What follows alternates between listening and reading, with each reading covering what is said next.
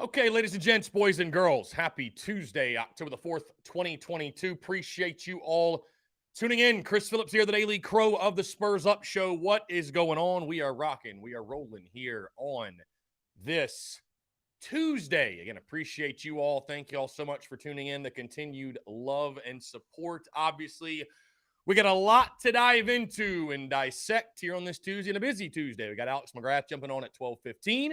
We've got Shane Beamer's media availability at 1:30. And in the meantime, I want to hear from you. Taking your questions, comments, calls, 843-790-3377. That's 843-790-3377. Guys, before we dive into everything, I do want to tell you about our friends over at Prize Picks, because the Daily Crow is brought to you by our friends over at Prize Picks. And by the way, I see Luke, RJ, Gad, Brendan, Justin Langford, Travis Allen, Steve Worrell Jr., Jesse Jacobs, JD Holbrooks, Travi, Austin War, Chase Floyd, also all those in the Big Cock Club Discord over the TDC Questions channel, the TDC Questions channel. Be sure your questions are answered there. Again, guys, TDC brought to you by our friends over at Prize Picks. Go down the Prize Picks app or go to prizepicks.com. And when you do, use the promo code TSUS to receive a 100% deposit match up to $100. Guys, you can play anything and everything you can think of. Prop plays on college sports, MLB, NFL, NBA, NHL, you name it, they got it, guys. So many of our listeners are already making tons of money with Prize Picks and breaking the bookie this season. So again, that is our friends over at Prize Picks. Go down the Prize Picks app, go to prizepicks.com. And when you do, use the promo code TSUS to receive a 100% deposit match up to $100. Be sure to check them out and tell them that Chris from the Spurs Up Show sent you. Hunter Herlong, we should be live on YouTube. Yes, Hunter, we should. Let me check it real quick. Hunter, yeah, we're live on YouTube. I don't know if maybe your YouTube or what have you's messing up, but we are live on YouTube. Again, guys, here taking your questions, comments, calls, and really excited to chat with you all. I see some comments already about it.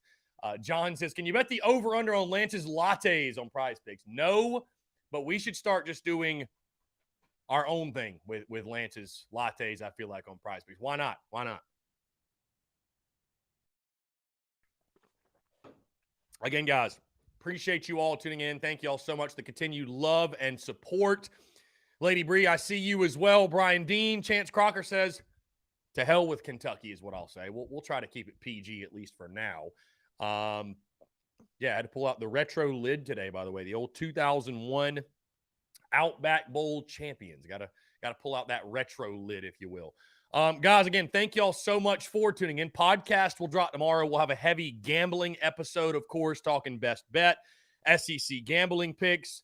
Also, I'll give my full thoughts on Chambers Tuesday presser. We'll do SEC gambling picks, like I said, and also we'll have a great conversation with my good friend Stephen Hartzell. And you guys might be like, who in the world is Stephen Hartzell? He is a host on College Sports Now, which is a podcast for college sports fans. Pretty big show. They got about 8,000 followers on Twitter. A show that I actually, believe it or not, when I lived back in Charlotte, I would listen to the show and always loved listening to Stephen Hartzell and the guys they bring on. So really excited to chat with him and just talk some Gamecocks football and keep the conversation moving, and excited. Anyways, guys, Peyton Level, your podcast is so famous they caught what Garcia said about playing in Kentucky. Yeah, that clip has really gone crazy, and it's and I kind of figured it would, but it's a blessing, man. It's a blessing that, you know, what we do here is cared about by so many, right? You know, we're able to get guests on like Steven Garcia, who has an opinion that people care about. People care about what Steven Garcia's got to say. So really exciting, guys. I'll also say this again. Thank you all so much for the continued love and support, because speaking of Garcia and his appearance, we're actually working with right now a brand, and I'm sure you guys can guess which one it is. We are working with a brand to help sponsor Steven Garcia's Monday segment. Really looking forward to it. Had a call with the CEO this morning, and really, really pumped, man, for this to come to fruition. I know it's going to. It's going to be a beautiful partnership, just like all of our partnership and business relationships are. And again, it could not happen. It couldn't happen without you guys. So again, I say thank you all so much, man, for the continued love and support. Everything's rocking on the merchandise side of things. Got all of our towels and koozies out this morning. So any of you out there who are waiting for towels and koozies, they were sent this morning. You will have them by game day this weekend. So again, appreciate y'all, man. Appreciate y'all. The successes on the merch side of the business.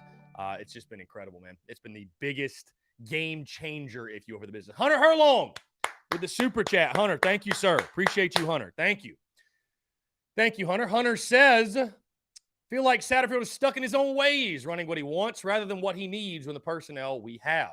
Yeah, Hunter, listen, I put out the clip this morning. Of course, it was commentary from the show yesterday, but I gave Marcus Satterfield, I was one of the few defenders, right? I really just felt like, oh, personnel's not good and all this, that, whatever. But I'm trying to be patient. I mean, listen, if it's going to click, it starts Saturday. If it's going to click, it starts Saturday.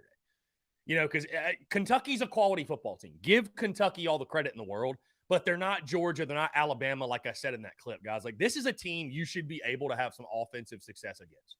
Right? I'm not saying, that you look at their numbers and, right, you compare the numbers between South Carolina and Kentucky. There's a lot of similarities, believe it or not, which is why I really do feel this is a toss-up game. But they have been staunch defensively. They've been solid defensively, no doubt. But it's still a team, I think, if you're going to click, like, this is the week. And you've had extra time to get ready. And you've had extra time to get ready. So, I mean, there's just simply no excuse. There's absolutely no excuse for the offense to not show life and to not click this weekend. None. There's nothing you can fall back on. Because, guys, if we're at a point, Hunter Herlong, again, thank you for the super chat and the question. If we're at a point where we lose to Kentucky and we have to, just tip your cap, Kentucky's just that. If we're at that point, we have slipped down to where Vandy is. Like we are. We are. Bottom line. So, I say give Kentucky all the credit in the world, but we should not be looking. We should not be looking at Kentucky like we look at a Georgia, like we look at an Alabama, like we look at even a Tennessee or a Florida. We shouldn't be looking at them that way.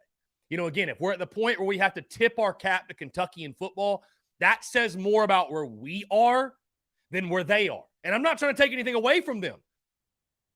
Stoops has done a hell of a job.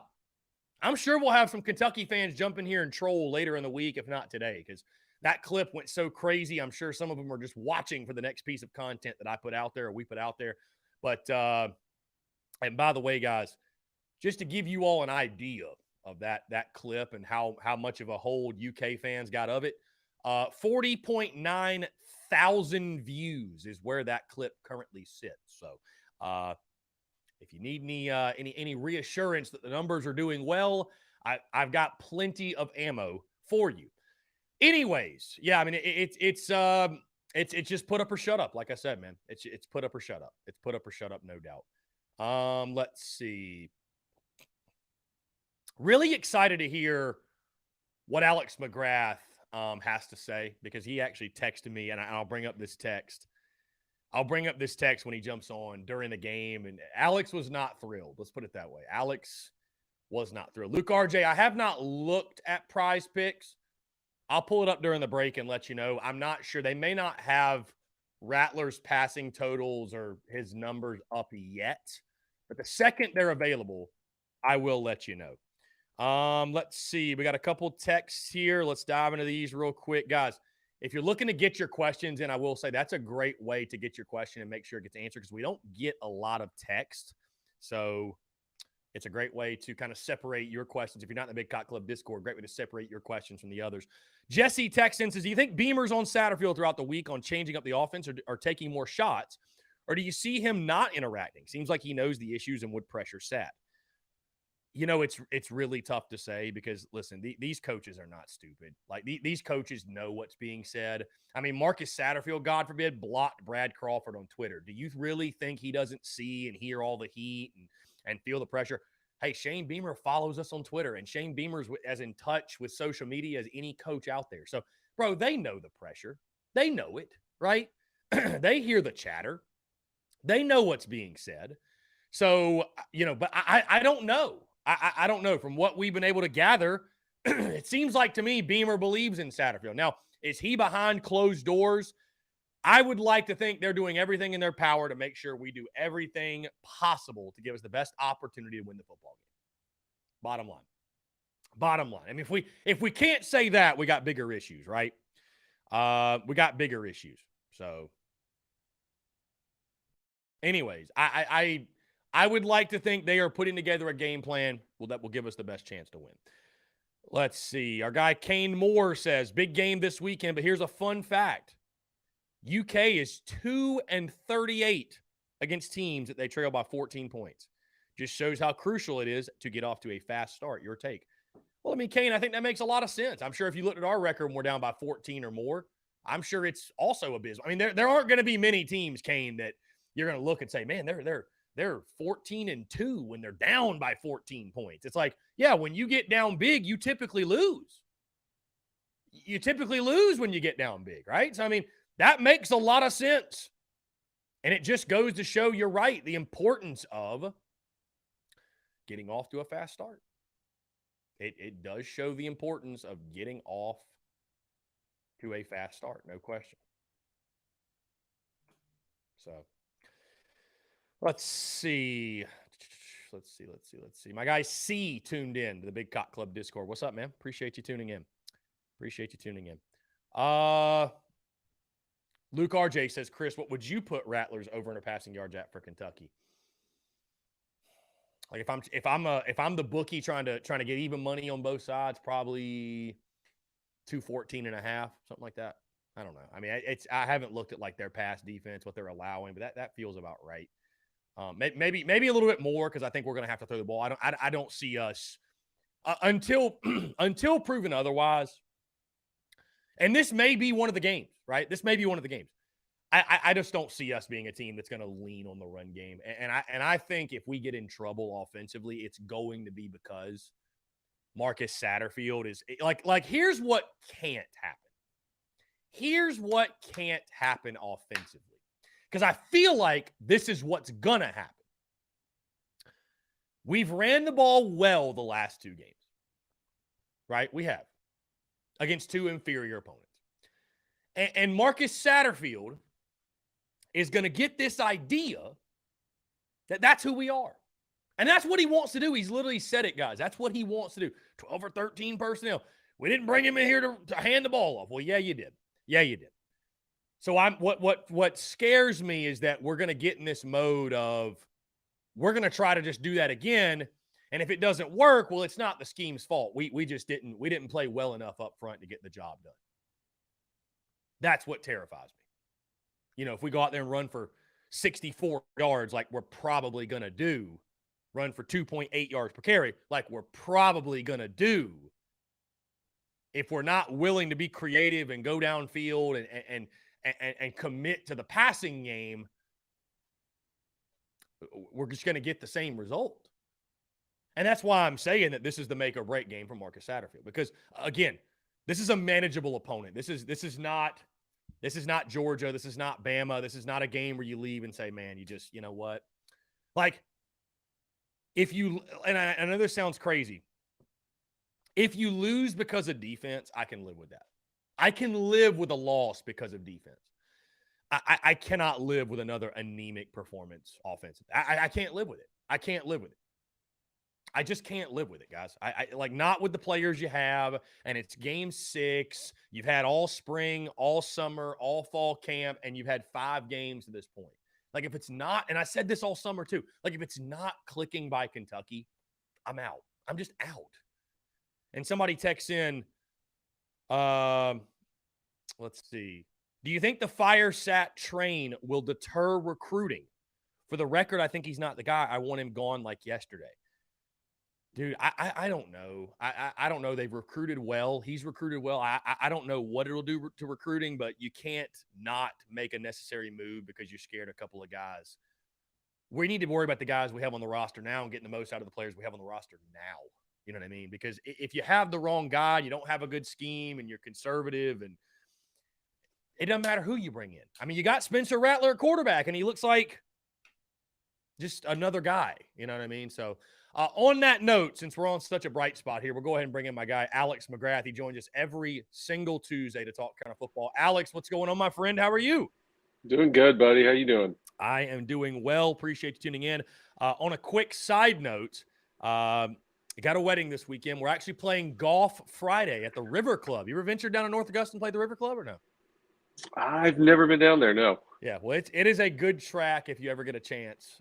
Really, really nice, as it sounds, on the river. the Savannah River that separates Georgia, South Carolina.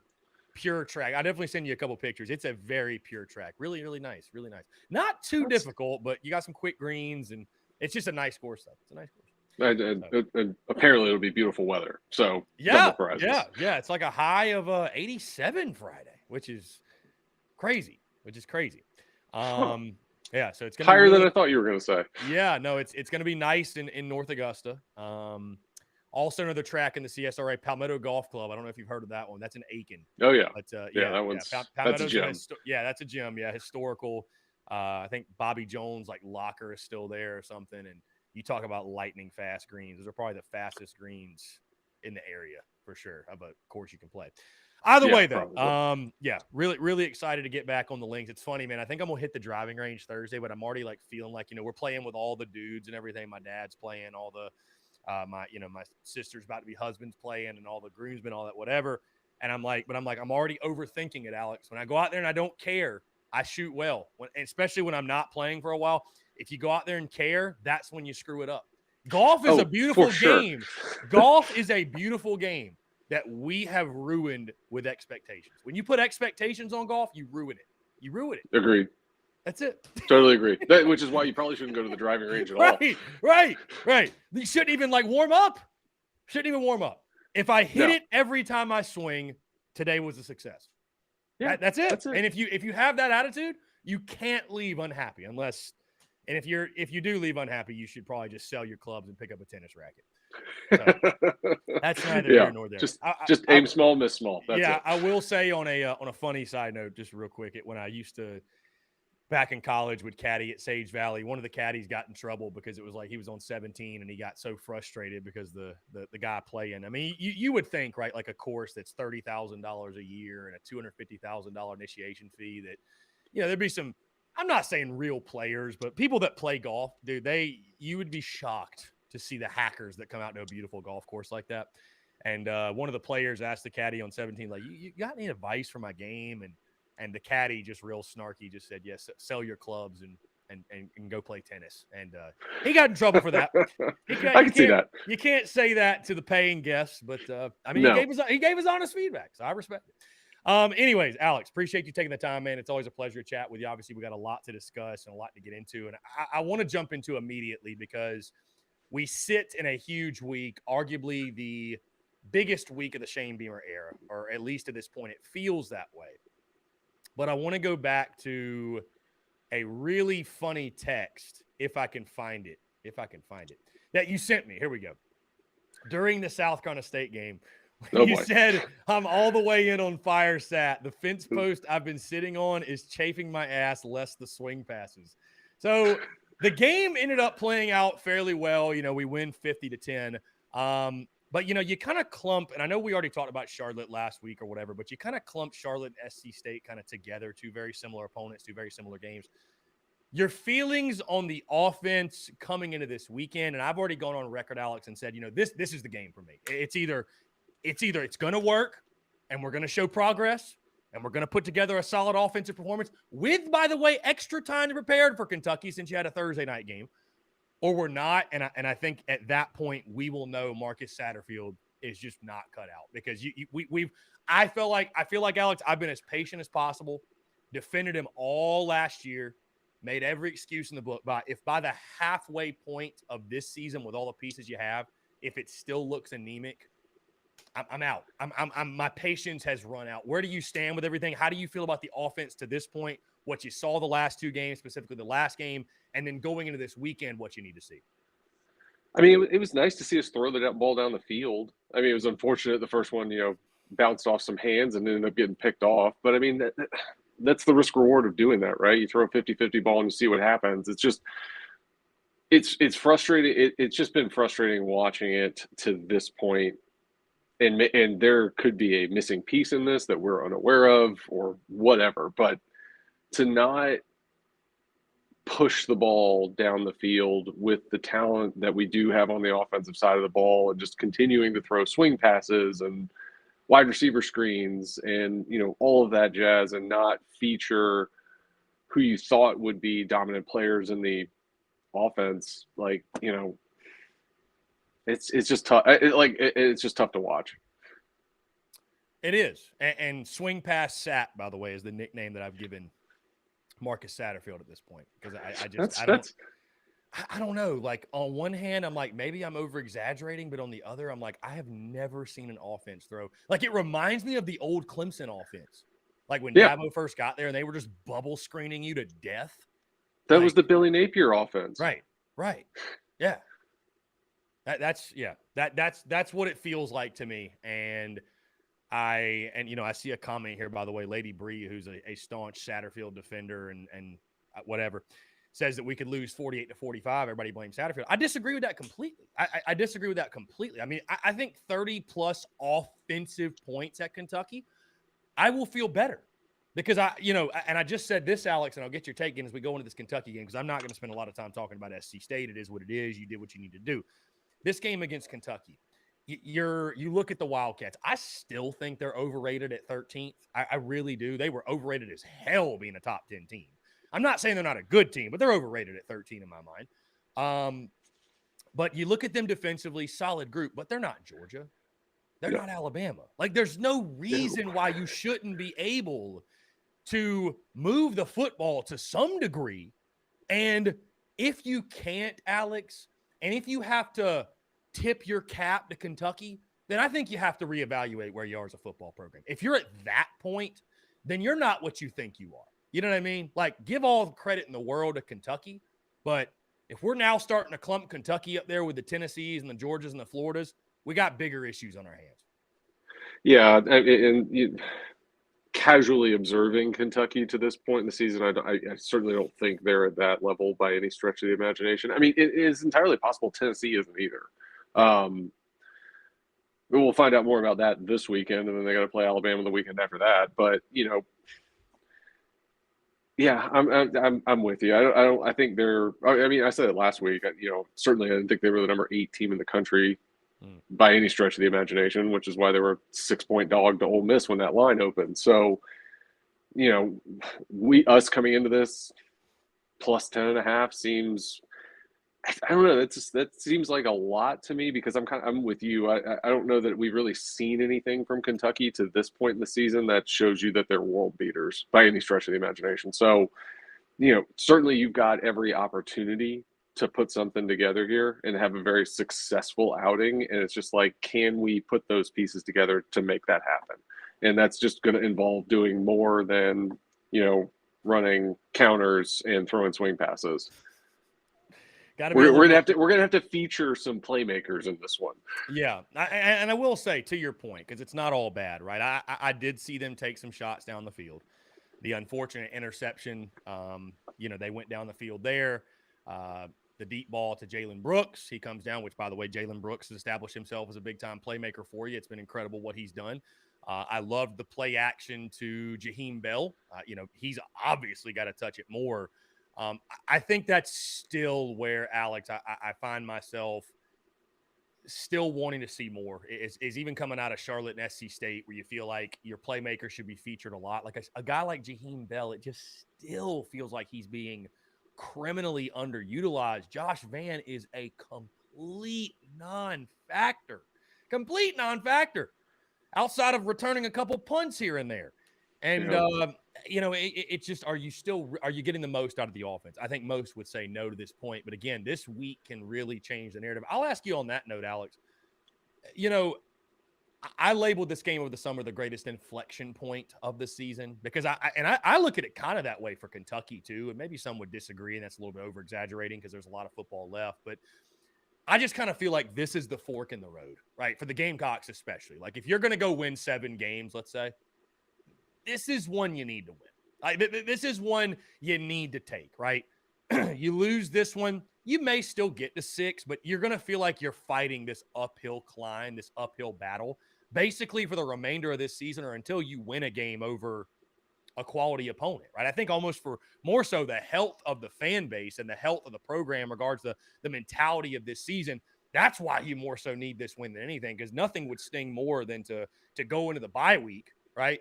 3-3, 0-3 in conference play. You don't have a quality win. Your best win is over a at this point 1-4 Georgia State team. Boy, don't we look foolish for hyping them up after week one. They're not worth a damn. No offense to Sean Elliott, they ain't worth a damn. But do you? Let me ask you this: do you feel like folks are making too much of this game? Because there's a lot of people that are putting like, this is it. This is the game. It's like either you win this one and the hopes and expectations and dreams of this season are still alive, or you lose and your season's broken practically. No, I think it's a bigger fork in the road just because of it's a night game on the road that we haven't won in quite some time. And I think that's more where you're going to see the fork in this road is like, can the players on this roster step up to that moment? Or even, even just if you can get out there, and I hate to even say this, but like if you can get out there and like just be competitive and fight and keep it to where it's a fourth quarter game that could go either way. Like I think that's what everybody wants to see. It's just the maturation process of this team in year 2 under Shane Beamer. I know you'd agree with this, Alex. I mean, if you go out there and lay another egg, heads have got to roll in some capacity. I mean, it's just because I think, Alex, that's the internal dilemma. Maybe you can help me out with this, but that's the internal dilemma I've had this week is that, we are exactly where I picked us to be at this point. We're 3-2. It's exactly where I picked us. And over the preseason, I said, we're going to be 3-2 and we're going to beat Kentucky on the road because Spencer Rattler's going to outduel Will Levis and we're going to do just enough and we're going to win 31-24. I haven't locked in my prediction for this weekend. I don't really know how to feel because, again, we're where I thought we'd be exactly. I mean, some of my score predictions from the summer have been scary close. I had 49-10 over SC State in July. 50-10 was the final.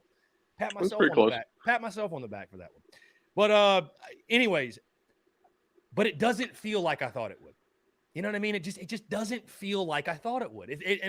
Why do you think that is? I think it's because the lack of competitiveness we've seen in the bigger games. And I think it stems back all the way to the season opener. Yeah. Not playing worth a damn against Georgia State, So I don't know. It's just a weird feeling, Alex. It's a mix of emotions for me right now. Yeah, I mean, I agree because it feels a lot like last year to some extent. It's more, I don't want to say disappointing because it's kind of, you're right. It's exactly where you think they're going to be, but it just doesn't look. It's exactly what I said last week. It just doesn't look different than it did last year. And I think that's the tough part of this is like you've got a healthy Marshawn Lloyd, who's a 5-star prospect coming out of high school. You got Spencer Rattler transfers in, 5-star quarterback coming out of high school. You get Stogner from Oklahoma, who's a 4-star tight end coming out of high school. And then you have all these other pieces back on that offense with one more spring, one more fall practice under their belts to shore this up. And it just, for whatever reason, it just hasn't clicked. And I think that's why, like when was the last time we hung 50 in back-to-back weeks? It's been quite a while. I think 1995 was what they said. Okay. And that year we hung 53 games in a row. Which, all right. Well, I'll take that. Yeah. But that it's just not clicking. And I think that's why it's more disheartening, disappointing because of the players that you've added this offseason that should have improved the offense tremendously. And it just, for whatever reason, it just hasn't clicked. And I don't know. I mean, we could speculate what that reason is, but I wanted to ask you too, like, I assume you watch most of the press conferences. Yes. You talking about like the Tuesday pressers or the post games? Yeah. Yeah. So we watch them. So we watch them on here. Yeah. Oh, okay. Is there like, does any reporter in the pool ask why they're not featuring Van and Bell? Has that come up once? Alex, thank God you asked me that question. I mean, and it's no knock on the big J journos out there, but it is the most softball, just easy. Listen, Alex, nobody's going to ask a question that you want asked, and nobody's going to ask a question that I would ask because, listen, you know why they won't give me credentials, and I don't want them, for everybody who's wondering, because I would be in there for one presser and then they take them away. Because I'm going to ask what I want to ask. You know what I mean? Like, I'm not going to censor it. I'm not going to. So, no, they're not asking that, Alex. They're not going to. Okay. They're not going to apply any sort. The only guy that can apply pressure, and Gamecock fans hate him, Phil Kornblue. And I get some of his questions are ridiculous, but at least he's willing to apply pressure. At least he's willing to ask an uncomfortable question. So I don't mean to go off on a tangent on that, but to answer your question, Alex, no, they are not, and no, they will not. Just put it that way. And you know what the thing is like there could be a very like reasonable explanation for that, but it's just like we're kind of left to speculate, like especially like after watching last year, where Van's your number one, and then all of a sudden Jaheim Bell emerges halfway through the year and it's just like a borderline unstoppable force. If you get the football in his hands, then it's like we're not featuring that, and it's just like it leaves all these questions. I don't know. It's just well, and I think Alex, to your point about the playmakers and who's touching the football, and you saw Antoine Wells, I think, have 7 catches in week 1, 0 against Georgia, and Beamer made the point that, well, 1 week, we're going to have a guy get this many catches, and next week we got a bunch of different guys. I think you're at the point now where it's like, I disagree. Like, there are guys on your offense that need to touch the ball. If you were scoring 50 a game, then that would fly with me. It's like, okay, well, this week it'll be this guy, and this week it'll be that guy, and that's all fun and dandy. Everybody gets to touch the football and have a great season. But, like, right now, you need to force feed the ball to the guys that are going to be proven playmakers, like Marshawn Lloyd, Juice Wells, Jaheim Bell, Jalen Brooks at this point, right? Juju McDowell. Like, these are guys, they can't go with 0 touches. Like, Jaheim Bell can't have 1 touch. I equated it to, I forget if I should have brought this up to Garcia too. Maybe I'll do it next week because we'll probably play like shit on offense again. But that's the spirit. Right. But, no, hopefully we score 50 and we're having a different combo. But anyways, I just equated to this. I was like, and I think we may have talked about this, but like imagine like back in 2010 or 2011 or whatever, we're like, Lattimore 1 week has 30 carries for 180 and 3 touchdowns. And the next week he has like 4 carries. And we're like, well, some weeks he's going to touch it and some weeks he's not. It's like, what? Like, what do you mean? Like, what are you talking about? He's our best player. Yeah. So it gets confusing. Let me ask you this, because I've talked a lot about Alex, make or break game for Satterfield. What about Spencer Rattler, man? And what are your takes? I made him my MVP after the game against SC. I thought he played well. He was efficient. Those 2 picks were not on him, obviously. Shane Beamer even mentioned that they made him the offensive MVP, which I would say great minds think alike there. But your thoughts? I mean, you're not going to take a lot away from the South Carolina State game, right? You're just not. Thoughts on his play, though, of late, and how important this game is for him? I think it's huge. It's, for his first night SEC game on the road. So, in what is a quality opponent. And I hesitate to even say he's really even played that poorly. He threw the ball well against Arkansas. He's thrown the ball well. As much as they've let him throw it well, the last couple of weeks, those 2 interceptions were not on him, but I don't even know that we've seen what he can do. Like that one pass he threw against Georgia State where he was rolling out and threw like a 50-yard dime to Jalen Brooks. Like that is what I was expecting. And it's like, I don't know why we're not like calling those plays or pushing the ball down the field. Like the stuff that I would think he would be really good at, it seems like we're not doing. And I don't know what the reason for that is. But I don't think I certainly don't think he's played lights out, but he hasn't played poorly either. Well, it's funny, Alex, you look at, I think it was his QBR. I think he's dead last in the SEC right now in QBR. Saw that. Yep. Nope. That's a tough look. That's a tough look. Dude, isn't it more of an indictment on Sat, though? Like, because Spencer Rattler's played good football. This isn't just like a recruit that we thought would be good. Like, this is a guy who's played really good football, and, like, you have literally taken this man and destroyed him to this point. I'm not trying to be, like, over the top, but, I know QBR is a flawed statistic, but you don't want to be last in it. No, last is bad. Last is bad. Last is bad. I don't know how much of that, like, well, admittedly, I don't know how they calculate QBR, but I assume a lot of it just has to do with like Bro, completion it's like statistics, war. It's like touchdowns. war in baseball. Wins above replacement. Like, what does that really mean? Like, I just, whatever. I don't know. I mean, it worked at Lincoln Riley's offense, so I mean, obviously he knows how to play football. It's just like you got to put him in the right position for him to be successful. And I don't know. You move from because, and this is kind of like a weird caveat to this question, so my apologies, but it's like you go, like, obviously your most talented player in high school, you're going to stick at quarterback, and like where everybody's kind of morphed that game is, spread it out and throw it 40 times a game. So he did that in high school. He gets to Oklahoma, he's doing the exact same thing in Oklahoma. We're just throwing it all over the field, and it's like you've made this transition now to a pro style offense, which is something he's never truly run before. And so you could see where there would be like some hesitation or some like, a learning curve associated with that. At the same time, if you adjust your scheme to make it work better, that's where I would take it instead of being stubborn and sitting and like, no, this is what we're going to do. And yes, on the comments, yes, I know he did get benched at Oklahoma, but Caleb Williams is okay. I think we could all agree. Not a slapdick, confirmed. No, he'll be a Heisman finalist. Yeah, so, I don't. It's like I feel like there's some learning curve associated with that, just because it's something you've never done. I mean, like I don't think he took snaps under center at Oklahoma at all.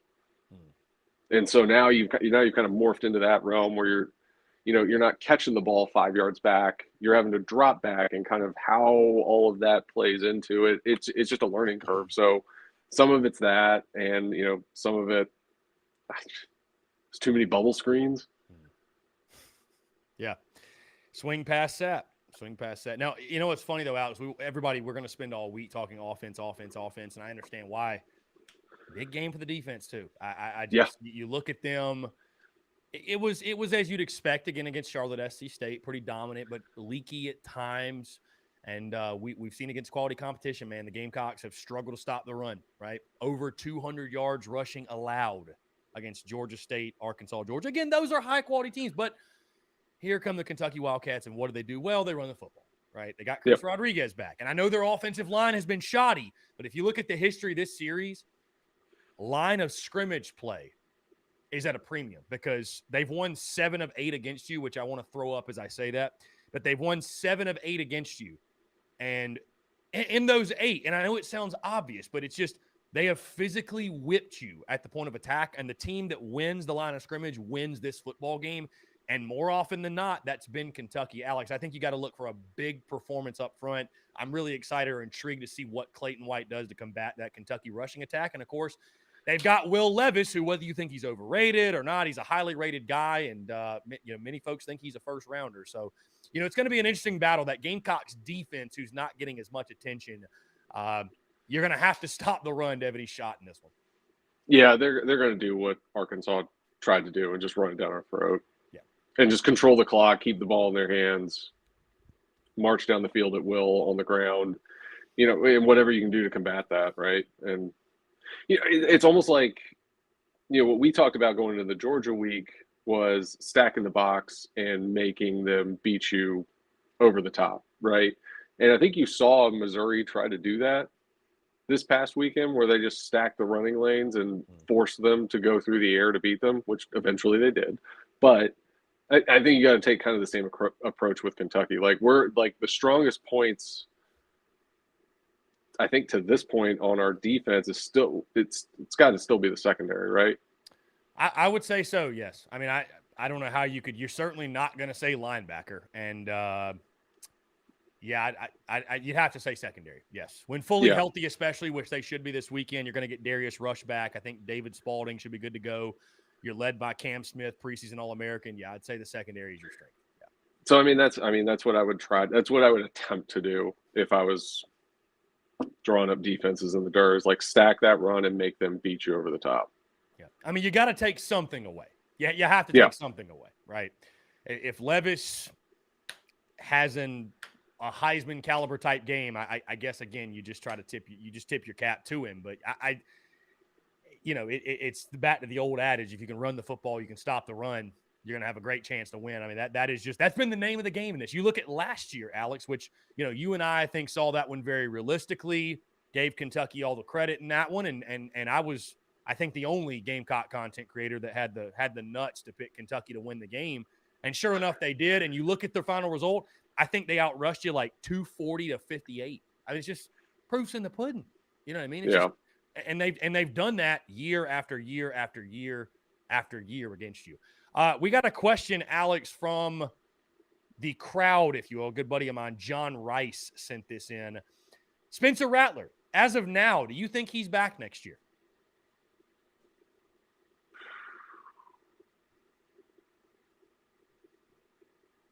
Probably. How is he 20? Is he 22? I think he's 21. Is he 21? Okay. Yeah. Yeah. Because I'm pretty sure he just turned. No, excuse me. He just turned 22. You are correct. He just turned 22. I did see that because his birthday was literally last week. His birthday was the SC State game. Yeah. Okay. Just turned 22. Okay. I would probably 60-40. He's back. Somewhere in that general vicinity. I don't think it's a lock by any stretch of the imagination, but I think there's some credence to him coming back for sure.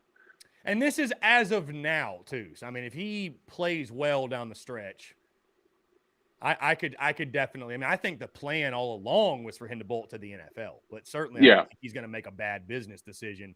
If his draft stock, I mean, if the season continues to go as it does, his draft stock inevitably is going to take a hit. I mean, there's just no other way to put it. It already has. I mean, it already has at this point. So, but yeah, I think you're fair as of now. I mean, he's got a lot still to work on and develop. He does.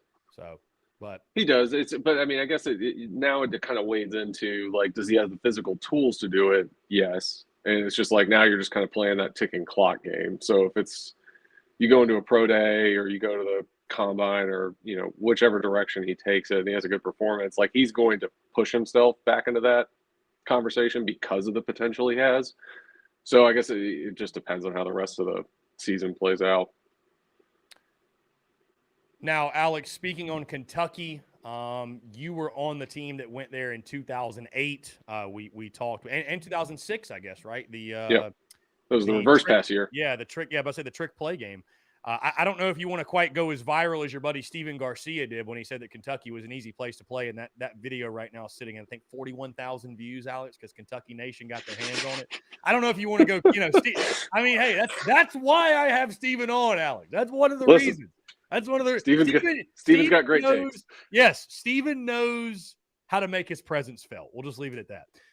No, and we love him for it. But anyways, I'll just ask you your thoughts and your experiences. Obviously, Kentucky playing there has changed a lot. Mark Stoops has basically changed that program.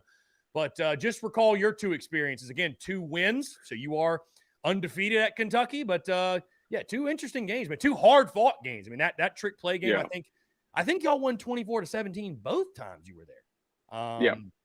But anyways, what do you recall from those games in Lexington? I mean, I don't disagree with him. I mean, it's obviously not in the realm of like, a Sanford Stadium or Neyland or the Swamp or, any of those places. But I mean, it's not like a church gathering either. Like there's some noise there. I will tell you this. They had, and I'm sure this has changed 9 times over since I've been there, but they definitely had the nicest visiting locker rooms in the SEC. So kudos to Kentucky for that. But I mean, I wouldn't call it quiet, but it's just not to the level of, those other top tier venues. It can't be. It's not nearly as big. Even when we're trying to be complimentary about Kentucky, it's just literally impossible. And you know what's so funny? You know what's so funny, Alex, is like that's why I think Kentucky fans hate South Carolina so much, because our fan base refuses to give them any credit. Like our fan base still, I don't know if we're just so oblivious or ignorant or what we are, but we still just look at Kentucky as like scum of the earth. Like you are not even they are Vanderbilt still. To most fans, they are Vanderbilt. That's how our fan base views this game. Yeah. It's hilarious. It's hilarious. I love it. I love it personally. Well, I mean, from a historical standpoint, I mean, certainly that's not horribly far off, but they've definitely turned a corner here to where they're a lot more competitive than they have been historically, and that makes it will be a tougher environment than it has been in years past, just because they've tasted that success now, right? And so you go out there. When did they win 10 games last year? They 10 last year, yeah, they've won 4 straight bowl games. Yeah, I mean, so you start to add that stuff up, it gets fan engagement up, so it's definitely going to be a different environment than the one that, I played in or the one that Steven played in, just because Kentucky football's come so far from that point. So it'll be a different scene than what we experienced for sure. I want to ask you this, Alex, before I get you out of here really quickly. I'm trying to find the banter or the conversation, if you will. Let's see. Okay, because unfair in year 2. But you see it across college football, right? We're seeing Colorado's head coach just got fired. Scott Frost, obviously, at Nebraska got fired. Wisconsin's coach just got fired, right? And I saw some stat yesterday. I'm going to paraphrase. I'm going to butcher it probably. But, like, when these coaches were fired, they all had less than 3 losses or less in their season when they're fired. And dude, we're not even at the halfway point yet. People are getting canned, right? And so it's a very much win-now mentality across college football. Somebody brought this up, that it took Frank Beamer 8 years before he got his first 10-win season at Virginia Tech. Now, we all think of Va Tech and they were fantastic, right? I mean, there's a reason he's a Hall of Famer. He's got some sort of documentary coming out on ACC Network. Like, he changed Virginia Tech football. My question to you, Alex, is this, because I know you see and you hear the commentary, and do you fear that Shane Beamer won't get as much time as he needs? No. No. Okay. I don't. Yeah. Because I mean the result. I mean, as much as we probably as much as we're frustrated with where this season has gone, like, look back to where we were 2 years ago or 3 years ago. You go 4-8 and 2-8. Like, and then the first year you're winning a bowl game, you're climbing up recruiting rankings. Like, those pieces are coming into the fold now. It's just you just got to keep developing. It takes time. I mean, like, you had a pretty hard fall off there from where we were from 2011 to 2013, and that bottomed out with a loss to the Citadel. And then, you tried to get that engine going back the other direction with the wrong conductor, and you just kind of set yourself back. So you've got to build that back into the pipeline. And I think he is absolutely doing those things. It's unfortunate that it's, cropped up that, who is he surrounding himself with to get us there? But I don't think he's in any danger of getting run out of town early. And I know it feels like a silly question, Alex, but it's just the nature of college football, and coaches are getting – it's kind of like people make up their mind after year 3. I mean, coaches are just not getting 6, 7, 8 years anymore to get it going. So I do agree. Well, I mean, Scott Frost was – they never even made a bowl game, did they? No, I don't think so. I mean, he got into year 5, so I mean, he was their Muschamp. Yeah. He was their Muschamp, basically. Granted, Muschamp had success, which is – pretty sad. So still stunned that didn't work. Like, he was so good at UCF. I don't what that's not even there. Yeah, I don't know. But yeah, so I mean, I know it feels like a crazy question, but it's just with the nature of college football, and I guess it's because of the money numbers and the transfer portal and the pressures is high. I will say though, number one, the beauty of this is that if South Carolina beats Kentucky, we're just having a totally different combo going in the bye week, and all hope is restored. And we're looking at things from a glass half full perspective. And, you could win this. Look how bad A&M looks. You could win this game. I mean, Carolina could be sitting here 5-2 in 3 weeks. I mean, you just never know. College football. No, I mean, but that's a legit thing because who left on the schedule is unbeatable? I mean, I'd say, Clemson, obviously, unfortunately, looks like they're going to have a typical year. I mean, Tennessee's still kind of a mystery. I think they're a good football team, but they're still kind of a mystery.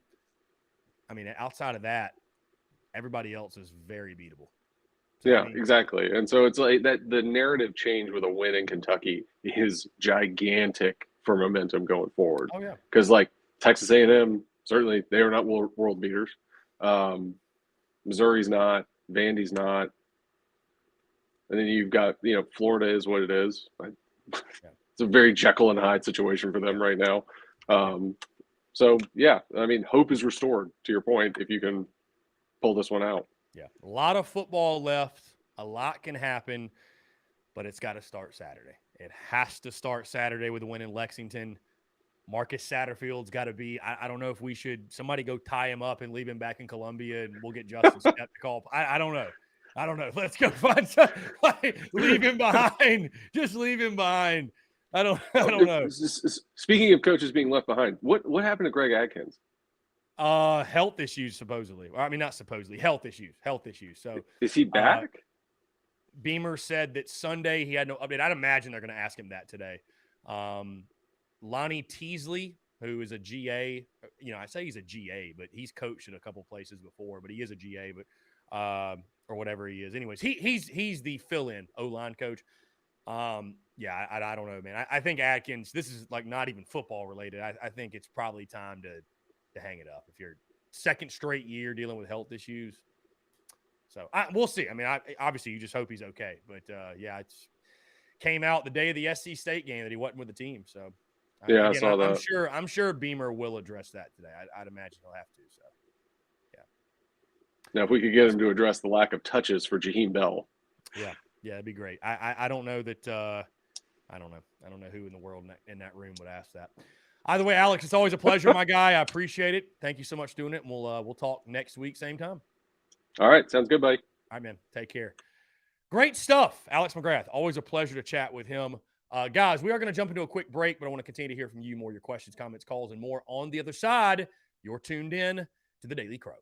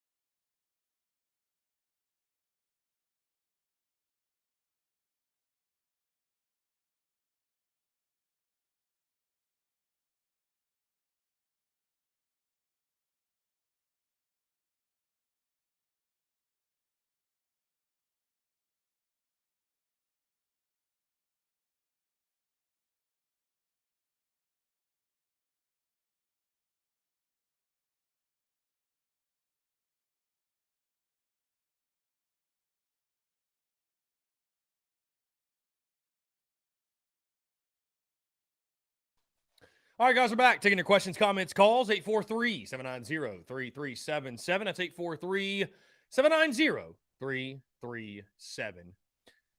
Let's jump back into the text lines. I appreciate Alex McGrath, by the way, for jumping on. Always a pleasure to chat with him.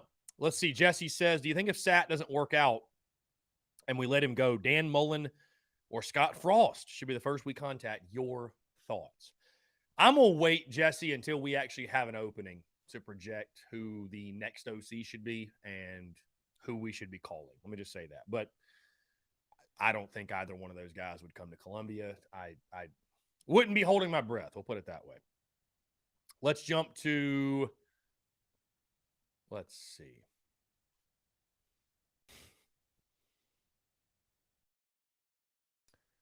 Let's jump back on the TDC Questions channel. Greg Bedinger says, good question. Been saying the game's overhyped. We're likely to lose to UK, but a win would be a total season changer. Corn Blue's from my hometown. He's a Carolina grad. Most people don't realize that. Yeah, here's the funny thing, Greg. I actually had Corn Blue on the show last year, and he's a good dude. I think Phil gets sort of a bad rap. You know, listen, he asks questions that make people uncomfortable. He asks questions that are not slanted with a garnet and black viewpoint. He asks just real questions. Now sometimes, but Saxby's Hall of Fame. I respect what he does. To accept. Robbie Davis, what's up, man? How are you? I'm doing fantastic. Just finishing up my lunch here. How are you doing on this Tuesday? I'm doing fantastic, man. Doing well. Appreciate you calling in. One of the main things that I want to see, okay, Saturday night Yes. is a consistency of mixing it up on offense.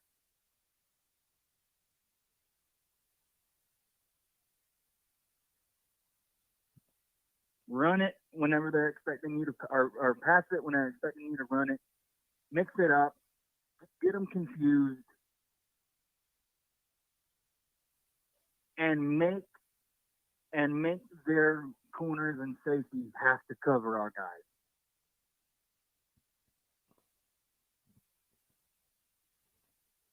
And for the love of God, if it hits you in the hand, catch it. Okay?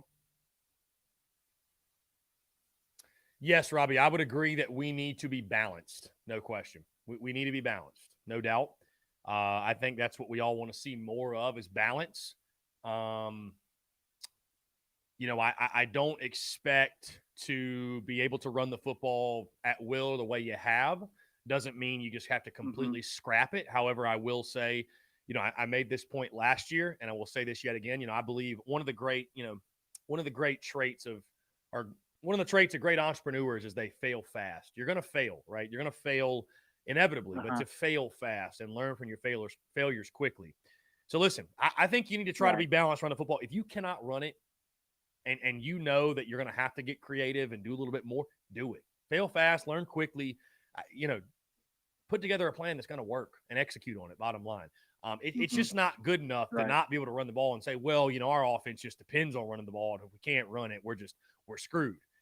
Well, you still got to find a way to move it. I mean, that's why I said in the over the summer that the offensive line not being good is not an excuse for Satterfield this year, because you knew that all summer and all preseason that there was potential that the offensive line wasn't going to be good. I mean, you know football. You know that. You can look at the O-line and say, you know, if you're Marcus Satterfield and say, this offensive line isn't going to be that great. So you're going to have to scheme around it.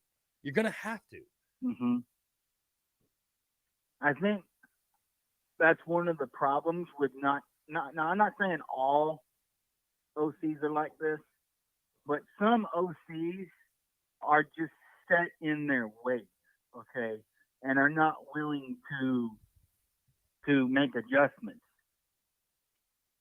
And I feel like at this point in the season, Satterfield is set in his ways, and he's going to do what he's always done.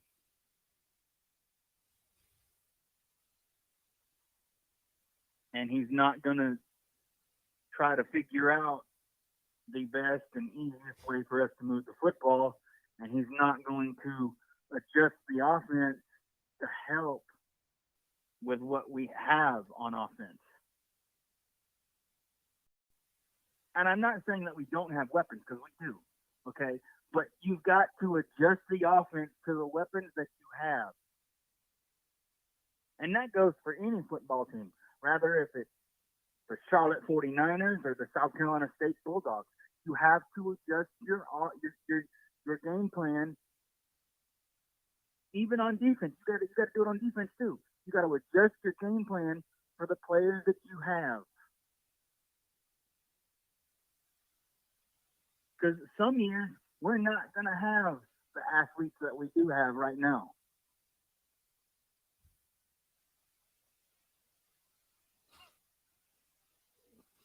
Yeah, that's very true. I think that's what's most frustrating is people feel like we have the most athletes we've had since 2013, 2014, and it's just not panning out.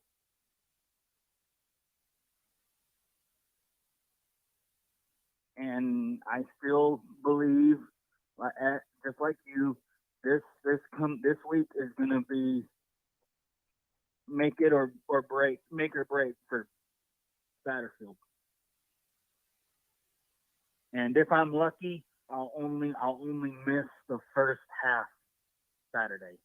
And my dad has a show Friday, I believe, in Cottageville. I don't even know if you know where Cottageville is. I can't say I know where Cottageville is, my guy. It's over. You know where Walterboro is? Kinda, yeah. I couldn't tell you how to get there, but I've heard of it. It's over in that. It's over near there. It's over by Walterboro. It ain't far from Walterboro. But anywho, yeah, he's got a show this weekend. And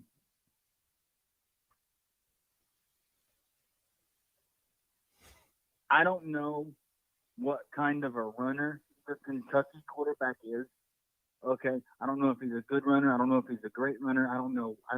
Okay, but regardless, even if he was like Colin Hill, a freaking sitting duck in the backfield. Okay, I would put pressure on him every freaking second. He's gonna have somebody in a white uniform and whatever colored pants we're wearing Saturday. He's gonna have somebody in his grill all day long.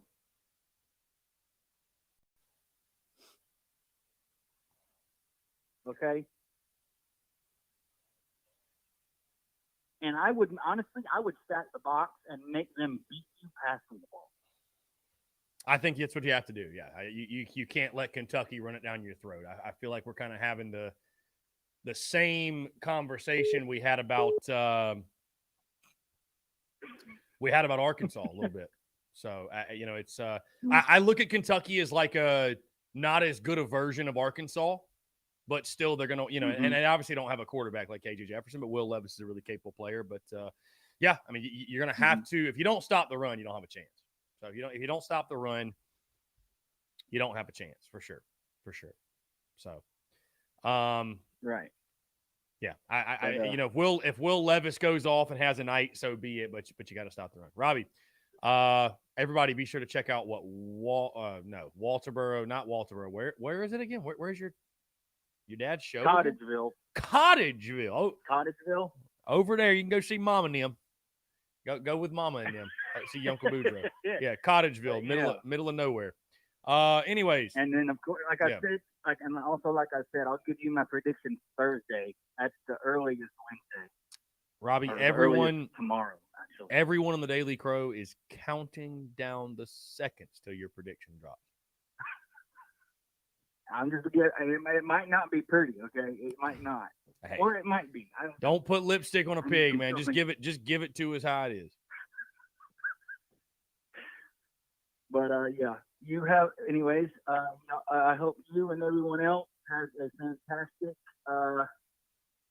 rest of your week. And like I said the other day, have a great, safe trip to North Augusta for your sister's wedding. And to Thomas Walker, okay, I was at the game Thursday night cheering my lungs out, okay? I was there, going crazy, acting a fool. Yeah, I was there. Love that. Love that. You the man, Robbie. You the man. Yeah. There's only one of you. That's for sure. But stay safe and leave the dumb stuff to me as always. Beautiful. Robbie Davis, appreciate you, my guy. Take care. Have a good one. And y'all go check out Yunkel Boudreaux in Cottageville, wherever the hell that is. I wouldn't have even known Cottageville was a place if he wouldn't have told me. Anyways, 843-790-3377, guys. If you'd like to call back in, we had a 864 number that was trying to get in the airwaves. If you'd like to call back in, you're more than welcome. You're more than welcome to do so. The phone lines are indeed open. We are taking your calls up until 1:30. And guys, we will not have a break before then.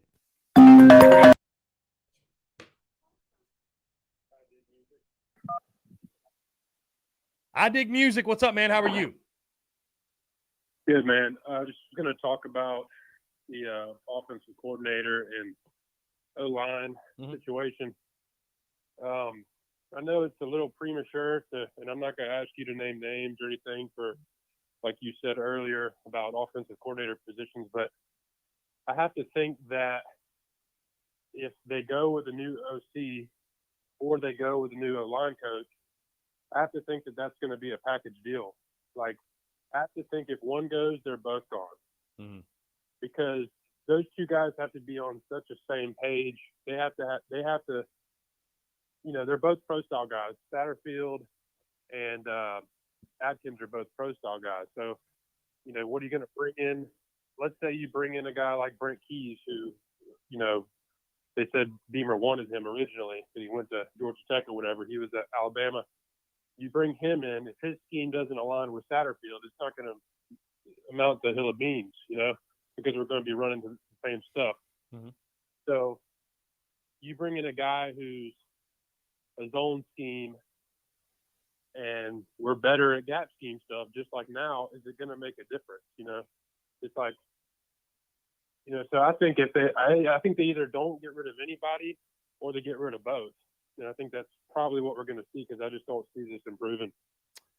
Well, yeah, I mean, I would agree with your first point you make, and it might be the most simple, but it's true. I mean, if your O-line coach and your OC aren't on the same page, you're you're going to be hurting for sure. So they better be on the same page in regards to what the goals are for the offense and what you want to do and how you want to play. You know, I would say it doesn't have to be true. Like, let's just say the offense has this huge turnaround and Satterfield all of a sudden is, you know, oh, bring him back for sure. You know, he showed improvement, blah, blah, blah, whatever. I mean, you'd have to go out and get an O-line coach. Let's assume Atkins didn't come back. Go get somebody who shares, you know, obviously the same philosophies that a Marcus Satterfield would, and it would fit into his offense. I don't think that would be an impossible task. But, yeah, I would agree with you. If you change OCs, I mean, I think the OC is going to come in and probably pick and choose which position coaches he wants to keep, right? I mean, because those are, you know, he's the head coach of the position coaches. Right.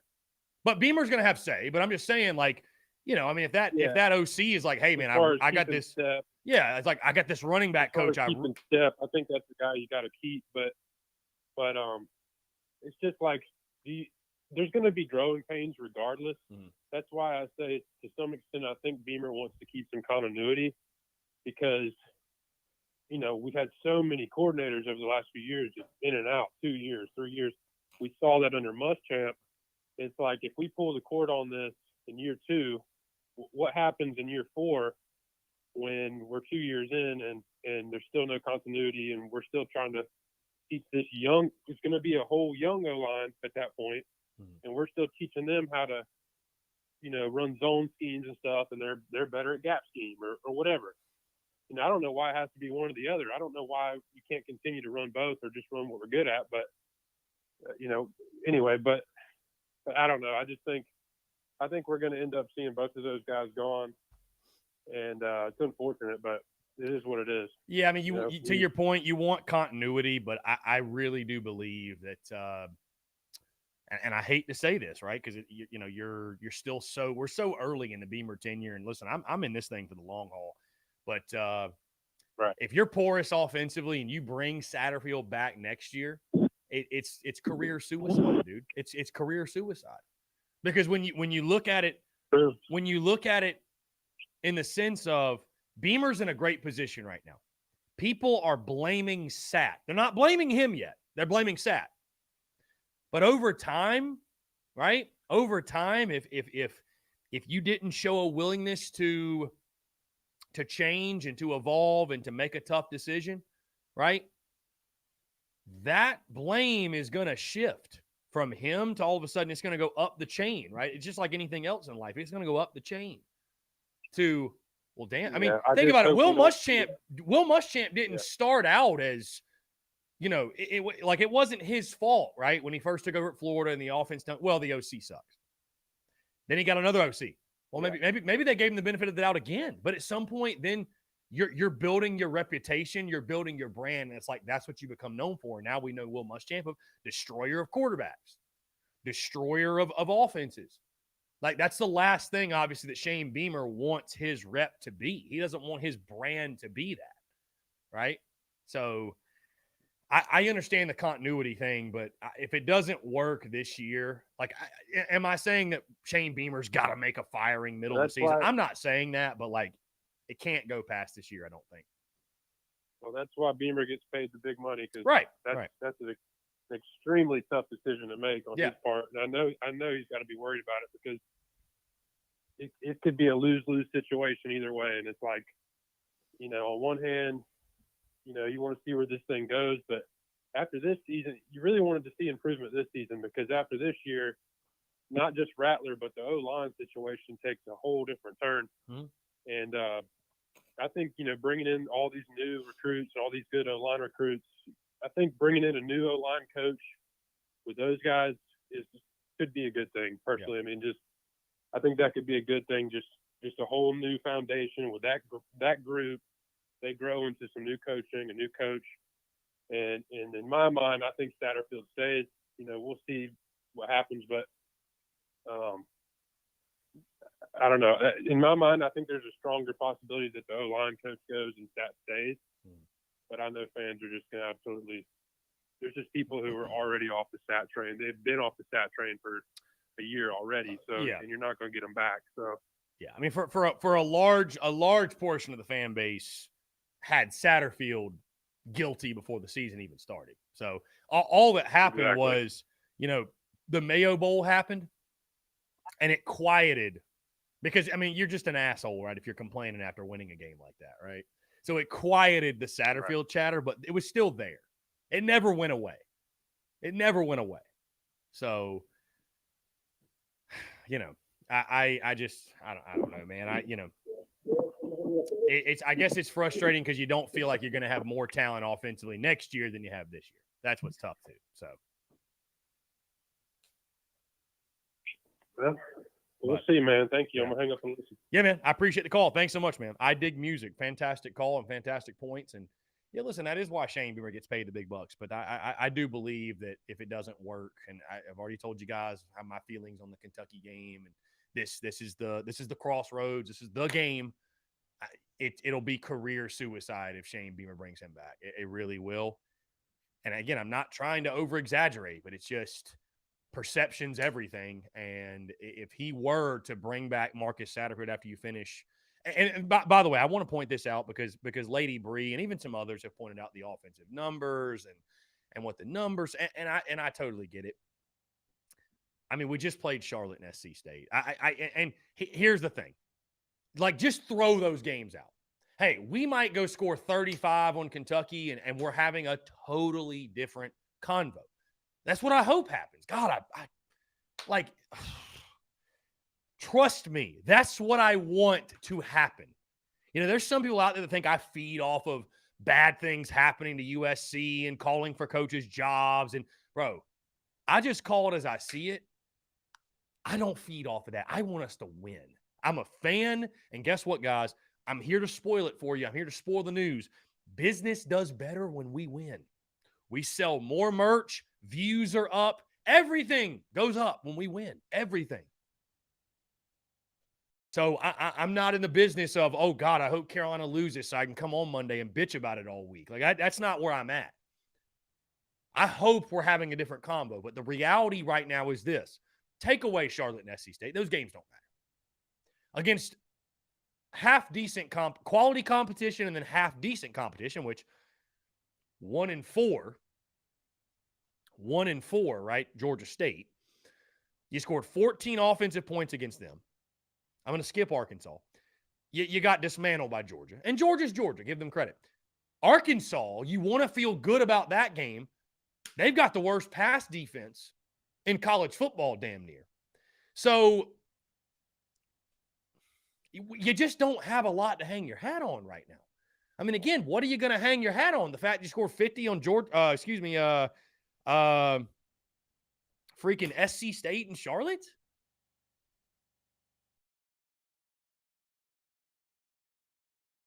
Lady Bree, I understand what you're saying. I understand. I understand what you're saying, Lady Bree. I'm not telling you that Kentucky's still overrated. Kentucky's overrated. Kentucky's overrated. I think it's interesting in this game, a lot of... Let's turn to the phone lines here. Call from Brian Lattimore.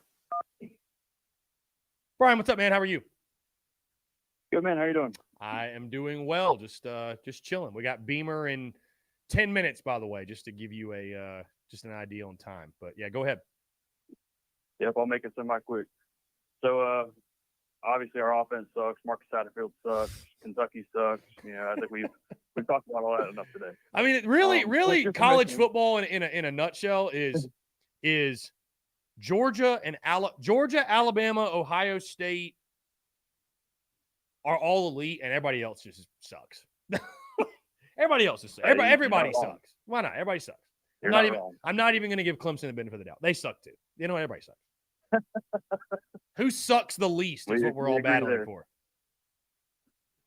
Well, hey, with your permission, we're going to go off the script for a few minutes. Is that okay? Yeah, go ahead. Yeah. All right, so we're going to go rewind real quick. So I've been going back and forth with Luther and the general chat on the Big Cock Discord, and we've been talking about Debo. You know, he played last night, and he was killing it for the 49ers, you know, just dragging people up and down the field. I don't know if you watched that game, but it's just amazing to watch that guy play. But, you know, we were just basically talking about, you know, his potential, you know, and I truly believe that Debo had Heisman written all over him, given the chance. If he could have stayed healthy, Debo was a hell of a player. You know, especially I look back at that 2017 season. We finished 9-4. Debo got hurt in like the third or fourth game. Like, imagine if we had Debo that whole season. Now, I want to throw some stats at you. I want to get your take on this. Debo had almost 500 all-purpose yards in 3 games, 6 total touchdowns. You know, that's receiving, rushing, and kick returns. Do you think if he didn't break his leg against Kentucky that he would have been in the Heisman race? And some names I'm going to throw at you, you know, obviously big names. Baker Mayfield was in that same year. Lamar Jackson. Can't remember the other guy. I think it was another running back, but I don't think, you know. Those are the 2 big names, obviously, he would have been competing with. I want to get your take. You know, if he stays healthy, obviously we don't know if he could have stayed and kept that same momentum. But do you think he's in that conversation? If he continues at the pace that he was at, yeah. I mean, yeah. At that pace he was at, I mean, granted, would he have done that every week? Probably not. But, I mean, yeah. I mean, I think so. And what's crazy about that season, that is the season that we won 9 games, isn't it? Won the Outback Bowl when he got hurt. Nuts when you think about that. I mean, like, do I think he would have had a caliber of a season where we would have been lobbying for him to be a Heisman contender, finalist, whatever? Yes. I think a lot of the Heisman Trophy comes down to being the best player on the best team.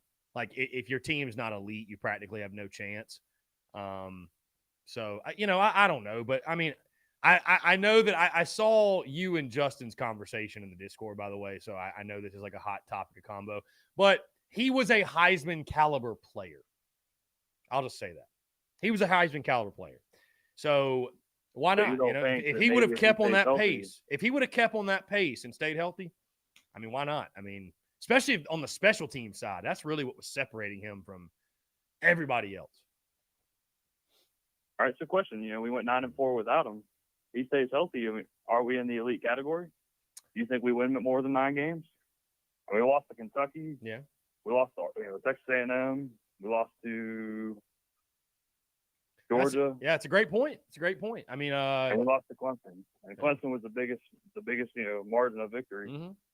Yeah.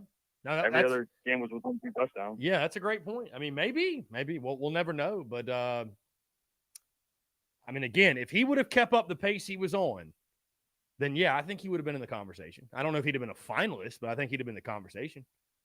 Yeah. I don't know. I don't think it's a hot take to say that Debo is probably. I'd easily say top 5 of the most dominant players we've ever seen in a Gamecocks uniform. Yeah, You might be able to make the argument top 3, but that's tough. But top 5 for sure. Yeah, I mean he was dynamic, no doubt. If he did, I mean it's a shame, the injuries or whatever hit him because we're definitely seeing it now in the NFL. Yeah. So I mean, I completely understand, where Justin was coming from. We weren't really an elite team. That's generally where the Heismans go. Whoever's the best player on the best team. I get that point. It just sucks whenever you look back at our history and it's like we're one injury away from having an elite team, and in multiple years. You know what I mean? And I don't know that 2017 team was elite, even with Debo at full capacity. And we had problems, right? I mean, we weren't a perfect team by any means. You just look back at some of those games that we lost, and it's like, those are winnable games. So what could have been, And we might still have Will Muschamp as our coach. Well, then I say everything happens for a reason, my man. Everything happens for a reason. All right, man. I'll let you go back to talking about Marcus Satterfield sucking. We'll watch the Beamer conference afterward. Death, taxes, and Marcus Satterfield sucking. Indeed, my friend. Hey, Brian, I appreciate it, man. Always a pleasure chat with you. All right, man. Later. Yeah, man. Take care. Great stuff. Great stuff from our guy, Brian Lattimore.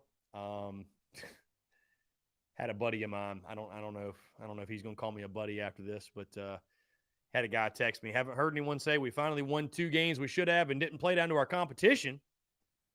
My response: do you want a medal for beating Charlotte and South Carolina State? I don't know if he liked that response a whole lot.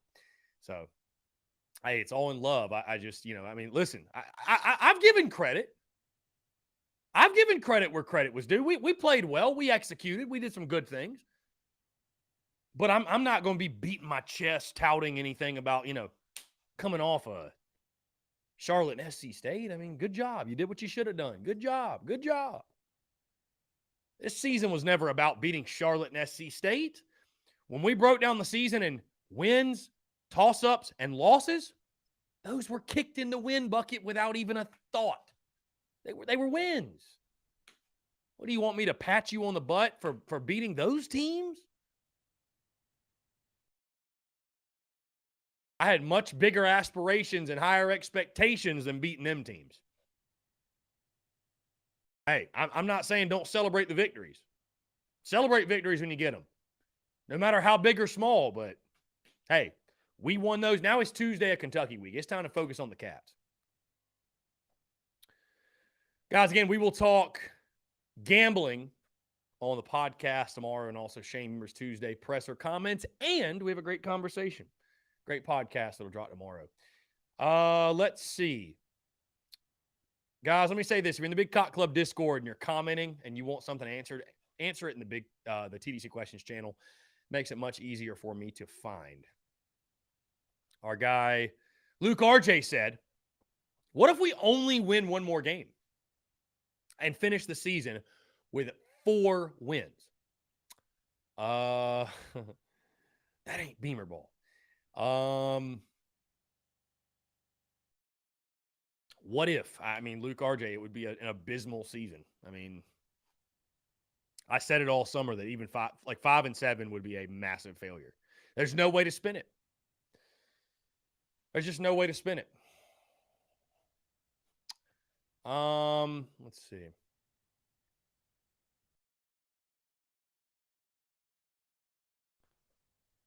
Robbie Davis. Let's jump to the phone lines here. Hunter, what's up, man? You got about 2 minutes before Shane Bieber jumps on. What's up? Yeah, you're fine. So I have a question. It's just one question. So say hypothetically we beat Kentucky this weekend. Yes. Will we be ranked at all? No, I don't know. I think it'll take more than one win over Kentucky to be in the top 25. No, it'll be a great win. It'll be a great win, but Yeah, I don't think it'll vault us in the top 25. No. Yeah, I figured that we'll be ranked just because we beat the obviously a top 17 and at their own home game. So I just figured if we would be ranked or not. So yeah, I just don't know how many games we need to win. Yeah, I mean, I think we might get some votes, but I think the voters would probably wait and see, okay, was it a fluke or can they follow it up and, beat Texas A&M and South Carolina can show, okay, they have arrived, quote unquote. Yeah, I don't know if you heard, Texas A&M isn't ranked no more, so I don't know if that matters at all. Yeah, I mean, I just think, though, it would show that, like, hey, that wasn't just like a one-off fluke game. South Carolina's actually legit, so, or whatever. But, top 25 or not, I just would love to beat Kentucky. So, be huge. Yeah, no, that's all I need. I guess I would just let you go. I appreciate it, man. Thanks so much for the call, Hunter. Yep. Great stuff. Appreciate Hunter calling in. Guys, we're going to go ahead and close at the phone lines. We got Shane Beamer coming on in about a minute. Let's see.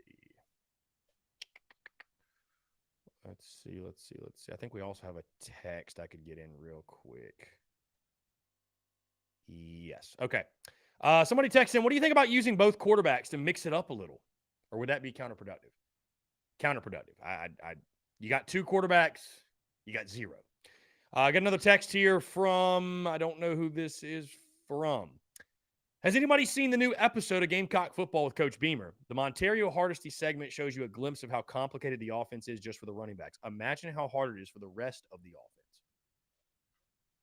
I haven't watched it yet, but that's the second time I've heard that. That's the second time that I've heard that. So, again, guys, we are waiting for Shane Beamer. The video has not started yet, so waiting on Shane Beamer. Again, guys, like I reminded you, just be aware, be heads up that when you call in, I do have the power to, if we want to jump from one topic to another, one call from another, hit the hang up button and keep it moving. It's nothing personal, obviously. It's just, when you're trying to go topic to topic to topic and get as many calls in as possible, right? So don't take it personally if it happens. But I appreciate all the callers, though. Sincerely, guys. Sincerely. I had some feedback yesterday about the Daily Crow and the calls and the just people calling in. And listen, the entire point of this show is for the callers, right? I ramble on the podcast. If you want to hear me ramble, I do that on the podcast, on the Spurs Up Show podcast under that name. The entire point of this is to have banter. That's the entire point. The beauty is truly in the banter. Luke RJ says, Chris, what percentage do you give us to beat Kentucky? Oh, Shane Beamer's live. 50%. All right, let's jump into Beamer. Everybody, but nobody other than the guys that have previously been announced as season-ending that I could sit here and say definitely aren't playing on Saturday, and hope to have everybody as full strength as possible. Yeah, Coach. ACC Network just put out the thing with it was a Frank Beamer special. Saw that you were part of that. Obviously, you said a lot about adopting some of his philosophies and stuff. But how did it come together to where you were a part of that, and just what do you think about the ACC Network putting that together? I thought they did a great job. I didn't get to see it when it came on last night. I recorded it and watched it when I got home late last night, but had a lot of people reach out to me, and I thought they did a great job with it in regards to me being a part of it.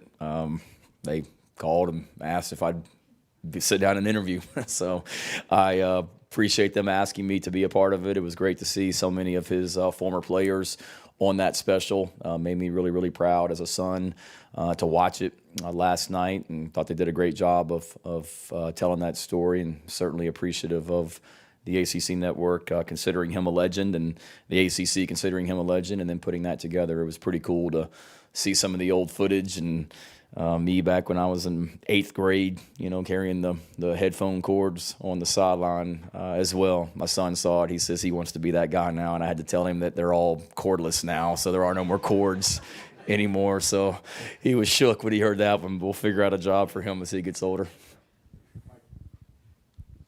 Hey, Shane, the fans seem to have this one circled for a while now, whether it's, the comments from Mark Stoops in the offseason or, losing 7 out of the last 8 to Kentucky. Do you guys feel that too, that this one seems to be a little bit more important?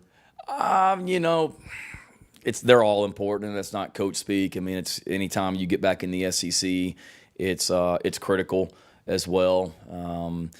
And we've got great respect for their program, and this is a game that was a big game when I was here before. I remember, I think I talked about it last week, was the Kentucky coming in here nationally ranked on a Thursday night and us winning.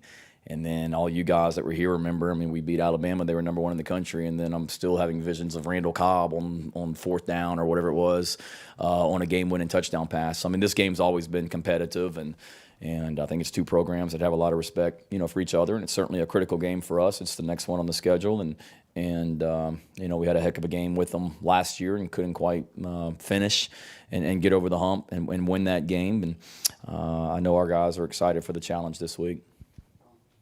Shane, is there a way to get Hunter an extension cord on the sidelines? And have him... I'm sure there is. He'll come up with it if there is. He'll figure it out. I guess. And going into the year, we talked a lot about this team needing to play better away from home. Mm-hmm. Now that you've had these 3 home games, do you feel a little bit more comfortable taking this team on the road? And what does a good road team look like? What is a team that plays well on the road? Yeah, I know we didn't play great at Arkansas, but I told the guys this morning, and I believe it. I felt very confident about our ability to go on the road by going to Arkansas. To me, a great road team is they're able to respond to adversity and not flinch and just get stronger. And we didn't get off to a great start at Arkansas. There's no doubt about it. We were down 21-3.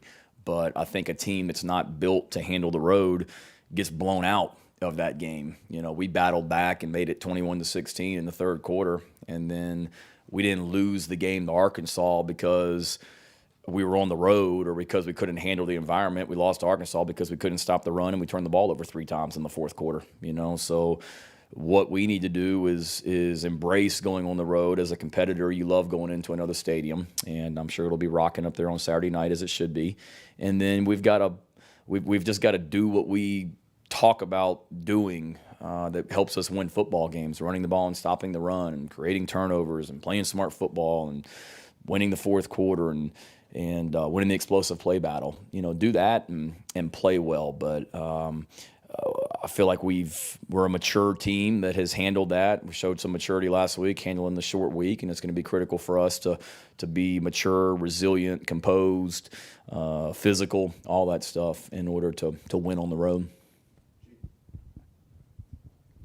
Shane, with what Coach Stoops has done there at Kentucky since he's been there, with the gradual talent upgrades and the support he's gotten from the university, how does that compare with some of the better examples you've seen of how to build a program in Power 5? Yeah, it's right up there for sure. What did he win? 2 games his first year, and I think 5 his second year. So He won 2 games his first year. He won 5 his second year, and then he just continued to just build that. And it shows that it takes some time, and the administration gave him the resources, and he's done a great job. And just thinking of it, I'm biased. I think my dad, is right up there at the top. Certainly, Coach Snyder at Kansas State, and just trying to think of them. It's good, in a program that. I lived in the state of Kentucky for 8 years, I guess, when my dad was the head coach at Murray State. So, I grew up remembering, I think I may have mentioned this last year, kids coming into school and having show and tell from going to see the Kentucky basketball team and Mel Turpin and Kenny Skywalker and all these guys on an away game. and that was like show and tell at Southwest Elementary School in Murray, Kentucky. So I mean, I feel like I've got a lot of familiarity with Kentucky football, and Pookie Jones that played there back in the day was from Murray, Kentucky, and so I'm very familiar with the program, and I don't want to say I watched it as I was growing up, but living in that state, you understand how important UK athletics is in the state, along with Louisville, and it's a proud program with a great fan base and great support, and they've continued to just elevate their program, and they've just got, to me, Gene, they've got great just consistency, and the team, like with these guys, you have to beat them. I mean, they get games in the fourth quarter and they find ways to win it. And same like Ole Miss the other day. I mean, they just kept chipping away. And next thing you know, they're in the fourth quarter with a chance to win the game with under a minute left.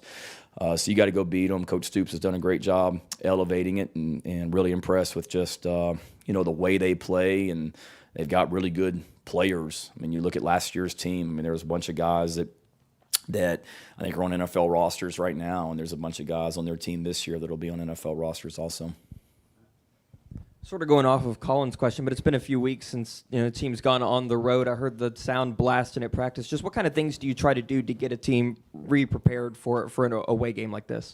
Yeah, certainly crowd noise is an issue that you don't have to worry about so much at home. And that's not just offense. That's when you're on special teams as well. Like when we punt, and the communication you got to have with the punt team out there, and preparing for that crowd noise. To be honest with you, though, not a lot. I mean, we played the music in certain parts of practice, whether we're playing at home or away.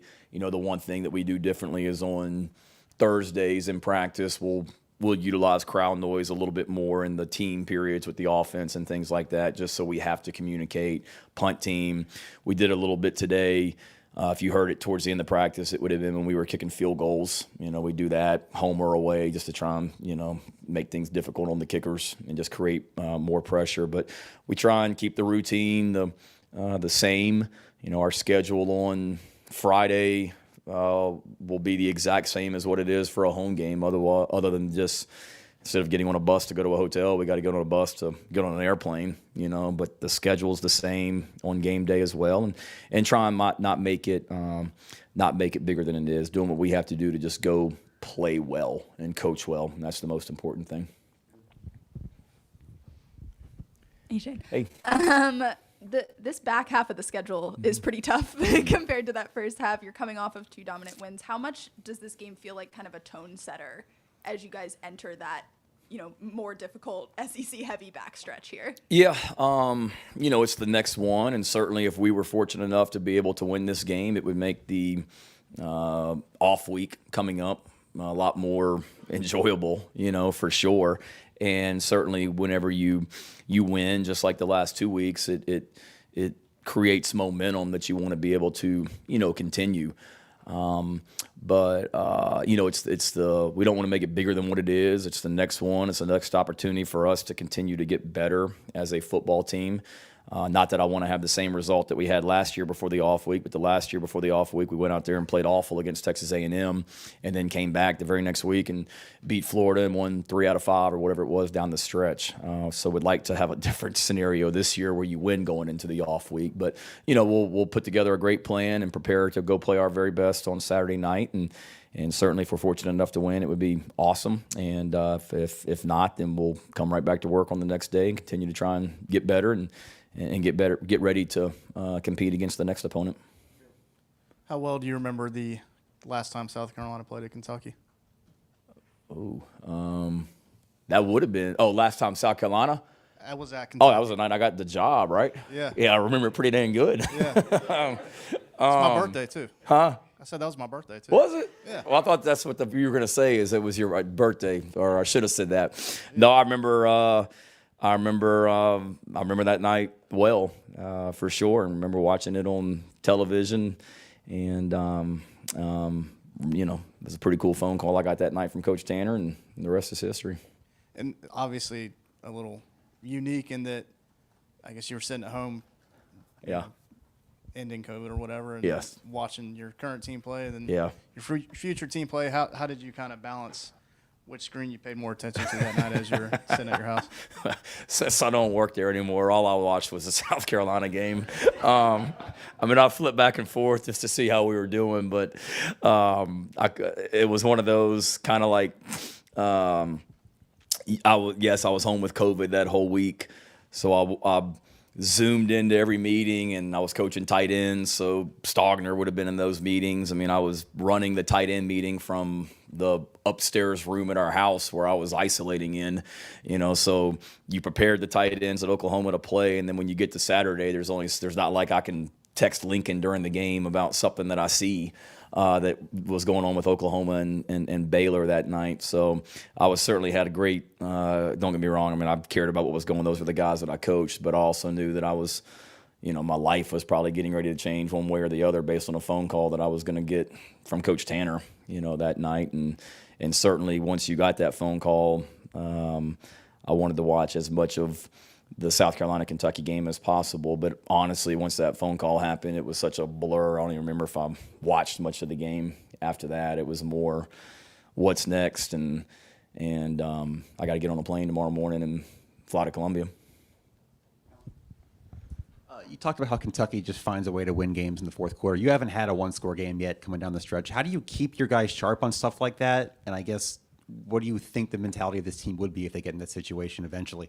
Yeah, I think it'd be good. You prepare for as many scenarios as you can, and certainly you want to have games where you take control in the second half and don't have to worry about that. And I think our guys have shown that we can handle adversity, and we pride ourselves on playing well in the fourth quarter as well. And we want to be able to get games into the fourth quarter without a doubt also.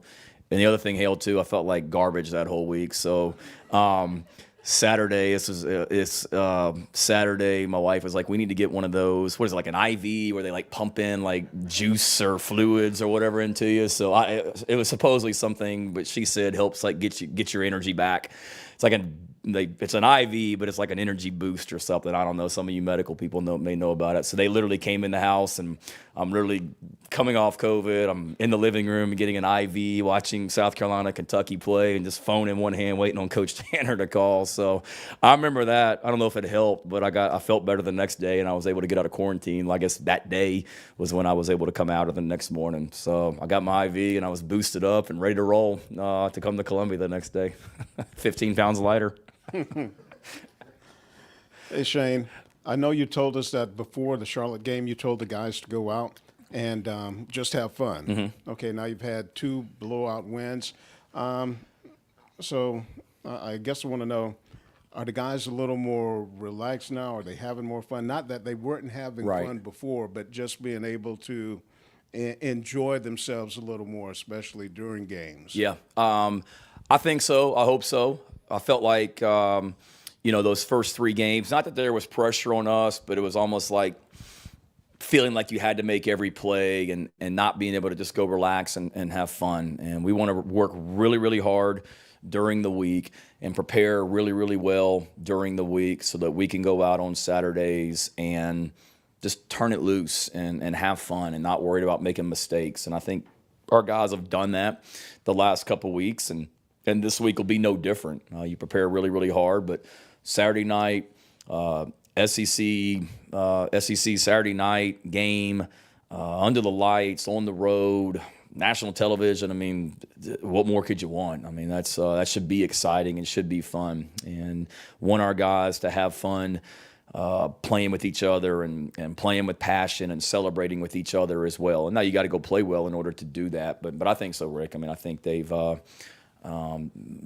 they know that we have a good football team and we haven't played our best, and we're still striving to play our best on all 3 phases. And next Saturday night's the next opportunity, and I think our guys are excited to go do that. Hey, Shane, I appreciate your help with everything on Friday too last week. School? Yeah, I don't know what I did, but you're welcome. Appreciate it. Yeah. But yeah, just talking about Kentucky a little bit. They've got 3 wide receivers that they throw to quite a lot of speed on the outside. How are you guys going about defending it, and I guess what are you telling your safeties and DBs this week? Yeah. You want me to be like Coach Saban yesterday when he got asked that question about what he was going to do with the quarterback, and he's like, what do you want me to do, give you the plan? Similar. No, we've got a big challenge facing those guys as well.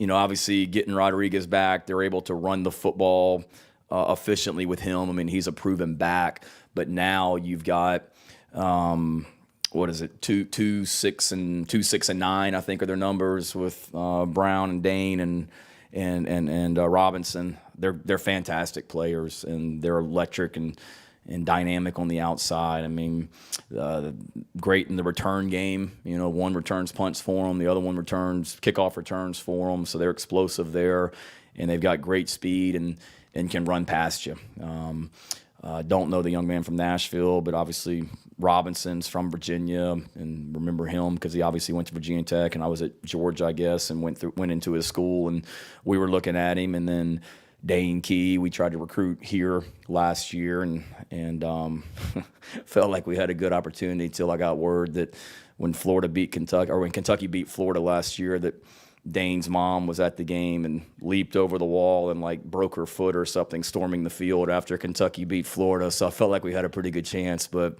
note to self, like when the recruit's mom injures a foot storming the field, you're probably not going to get that guy at your school. That's the story I was told. So if that's not true, I'm sorry, Miss Key, but that's what I heard. But he's a great young man, and those three guys are really, really talented. And it's going to be a big challenge for not only Cam and Sell and Darius and our corners, but the whole defense, because everybody's going to be the pass rush has got to get there.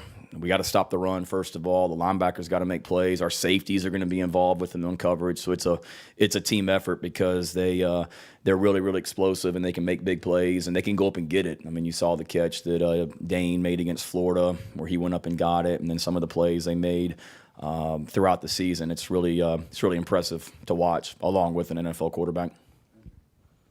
Shane, I was gonna say, is that elementary school still there in Murray, Kentucky? Oh heck yeah, yeah. Southwest. I'm not that old, man.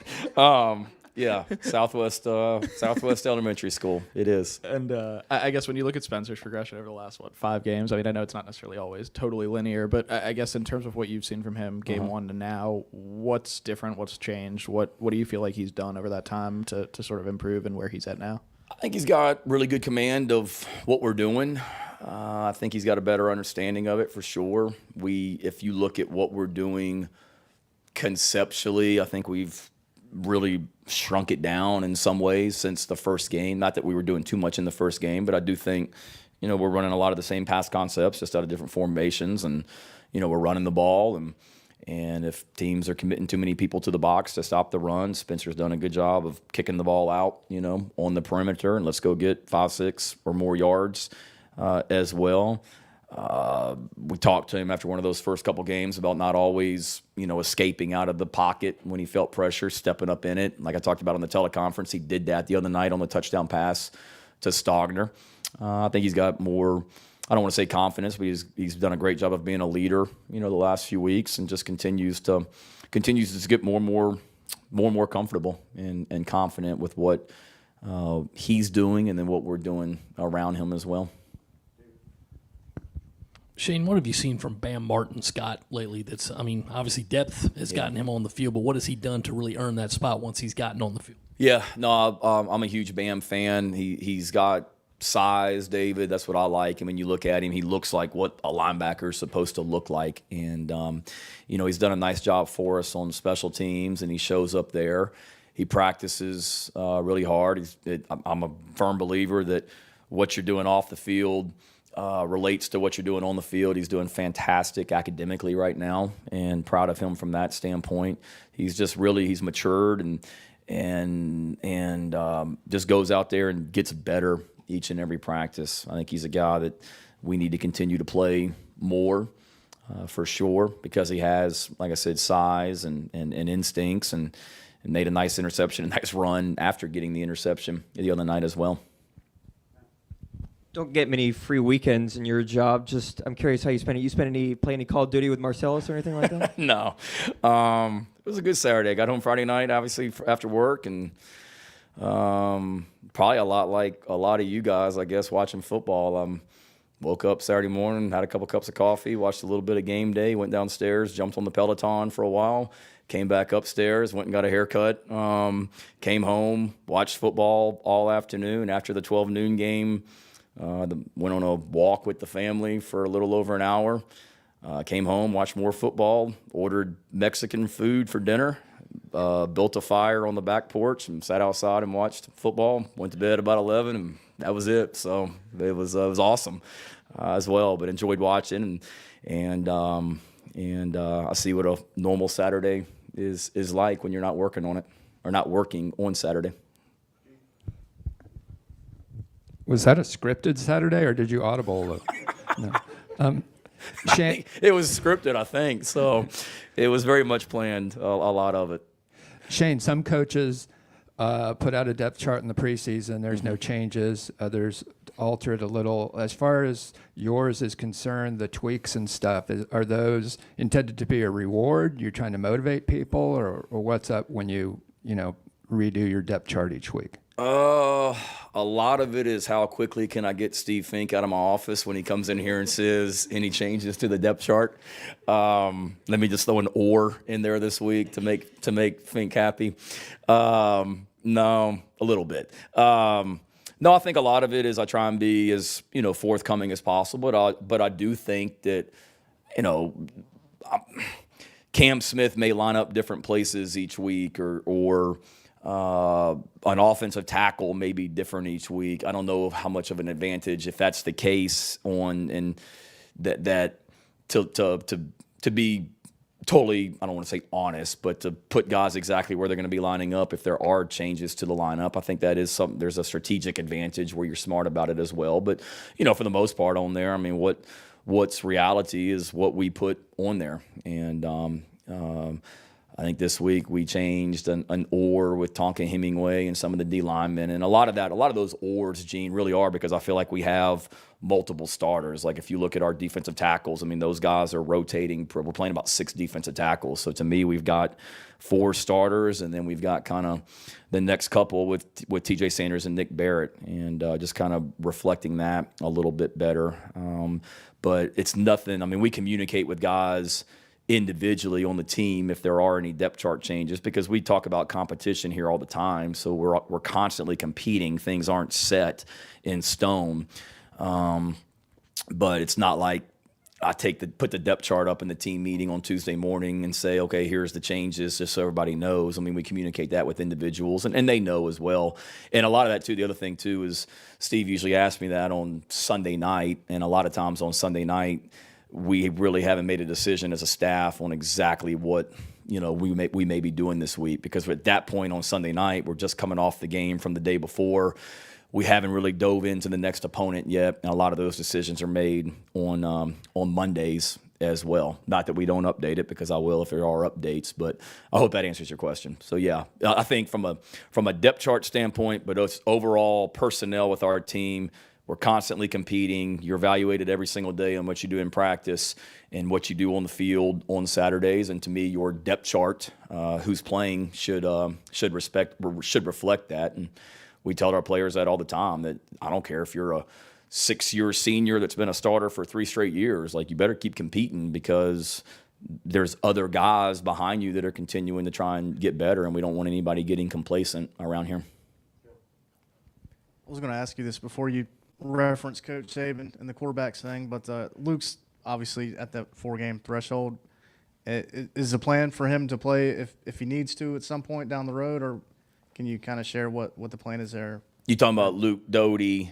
Because he's 4 games as far as the red shirt goes? Correct. Yeah. No, I mean, our plan is full speed ahead with him from that standpoint. Now, whether we have packages with Luke to get him in the game more, because he's shown this year that he's really a weapon with his feet as well. That's to be determined on that. But yeah, I mean, Luke's one of our top 2 quarterbacks right now, so we're continuing to try and get him ready to play. And you're right. There's a lot of guys. I mean, we have a staff meeting every game day as a staff, and then we cover a lot of different things. But one of the things we talk about in that meeting is how to play the players.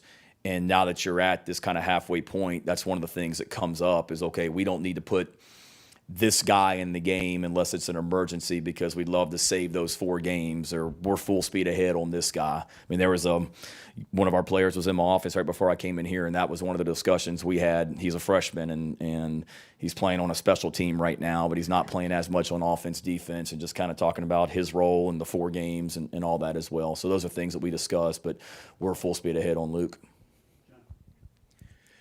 Kentucky, since Mark Stoops has been around, has been one of the most physical teams in the SEC, in my estimation. Couple of things. How do you feel like your team matches up from a physicality standpoint, especially along both lines of scrimmages?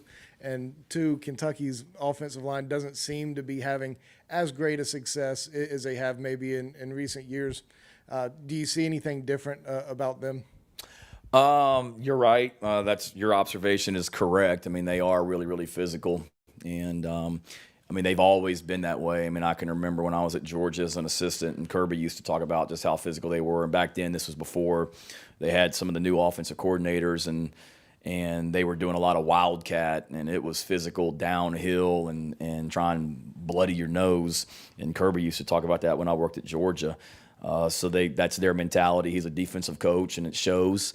So I feel like I hope, we match up well. I like to think that we're pretty physical too. I think we've gotten better at that here the last couple of weeks. We practice physical because we're going to need to play physical on game days, but especially Saturday night. And our players certainly understand that. I mean, we've got to play physical on Saturday. There's no question about it. And your words, not mine, on the offensive line. I think they've got size.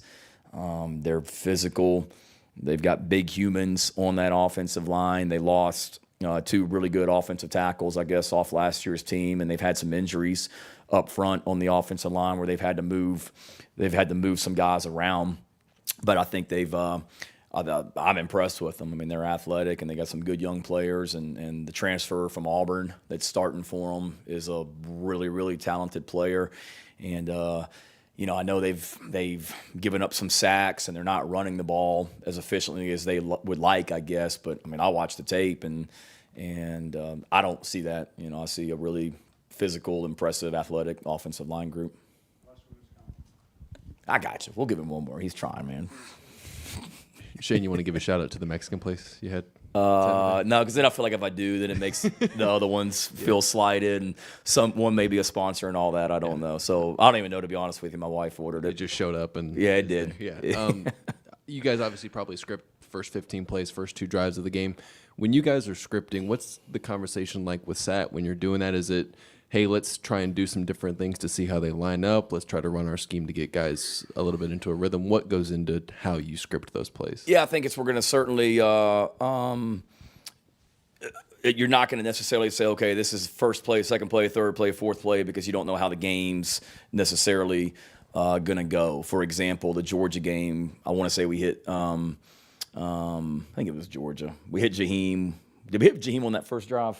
Was that the first drive? We hit Jaheim down the sideline. I think that was the second or third play of the game. It was going to be the second play of the game. I think we hit Stogner on the first pass. The second play was going to be the throw to Jaheim. We were close to the first down, so I want to say we went tempo, got the first down, and then immediately went to what was supposed to be play 2, if that makes sense. I think I'm saying that right.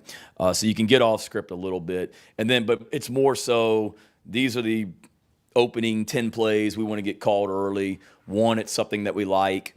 2, it may be, let's see how they're going to play this formation.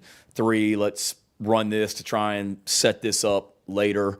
I thought Lincoln, that was one of the great things I learned from Lincoln Riley, was every Friday we'd sit down as a coach, as an offensive staff, and he would say, okay, when I call this, you guys in the press box, make sure you're watching for that, because I want to see if this is going to be there. And when I call this, make sure somebody has their eyes on the will linebacker, because if he does X, we're going to do Y, and type thing. And then it's also first third down, here's what we're going to call. First time we're on the goal line, here's what we're going to call. So a lot of it is what we do well, but also how we want to attack them and how we want to set things up later in the game, for sure.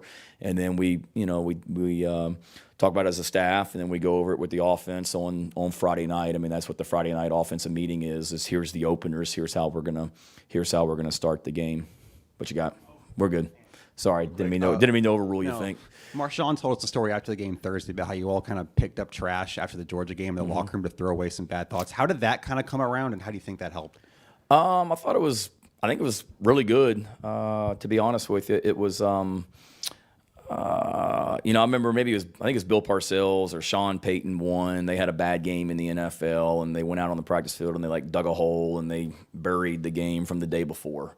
And it kind of started along those lines, and it was just really a conversation with me and Derek Moore and Luke Day and Chip Morton, just kind of talking about some things and how to get our team playing better. And it kind of just stemmed off that. Instead of burying something, we've got different things that are cluttering things up for us right now that are keeping us from maybe playing our best. Maybe it's frustration with your role. Maybe it's frustration with a teammate. Maybe it's outside expectations. I don't know, but whatever you're holding on to or whatever's keeping you from playing your best and playing free and having fun, like Rick's question, get rid of it, so we can not keep holding ourselves back and not beat ourselves. Let's clean ourselves up. And because give Georgia credit, give Arkansas credit, they beat us. But we didn't, and they had a lot to do with it, but we certainly didn't play great. And let's clean ourselves up, pick up our trash, and get ourselves right, and allow us to just go play free. And you never know how those things are going to go. You may think it's really corny and cheesy, and I didn't know. We walked out of the team meeting room, walked down to the locker room, and there was just 150 pieces of trash laying on the floor that we had put out. And players, coaches, staff, everybody picked up something and threw it away. And you never know, but it was pretty cool. A lot of the guys, players, seniors, that came up to me afterwards and thanked me and said we needed that. And one of the coolest things I've been a part of, stuff like that. So I don't know. We've won the last 2 since we did it. So maybe hopefully it helped. But I do think just the message of it, and we still talk about it now, don't let this trash come back in and clutter ourselves up. Just keep ourselves continuing to get better and not let any outside noise or talking heads on social media that think they know what the heck they're talking about and don't affect what we have going on in here. So thank you. All right, y'all have a good trip. See you later. Thank you.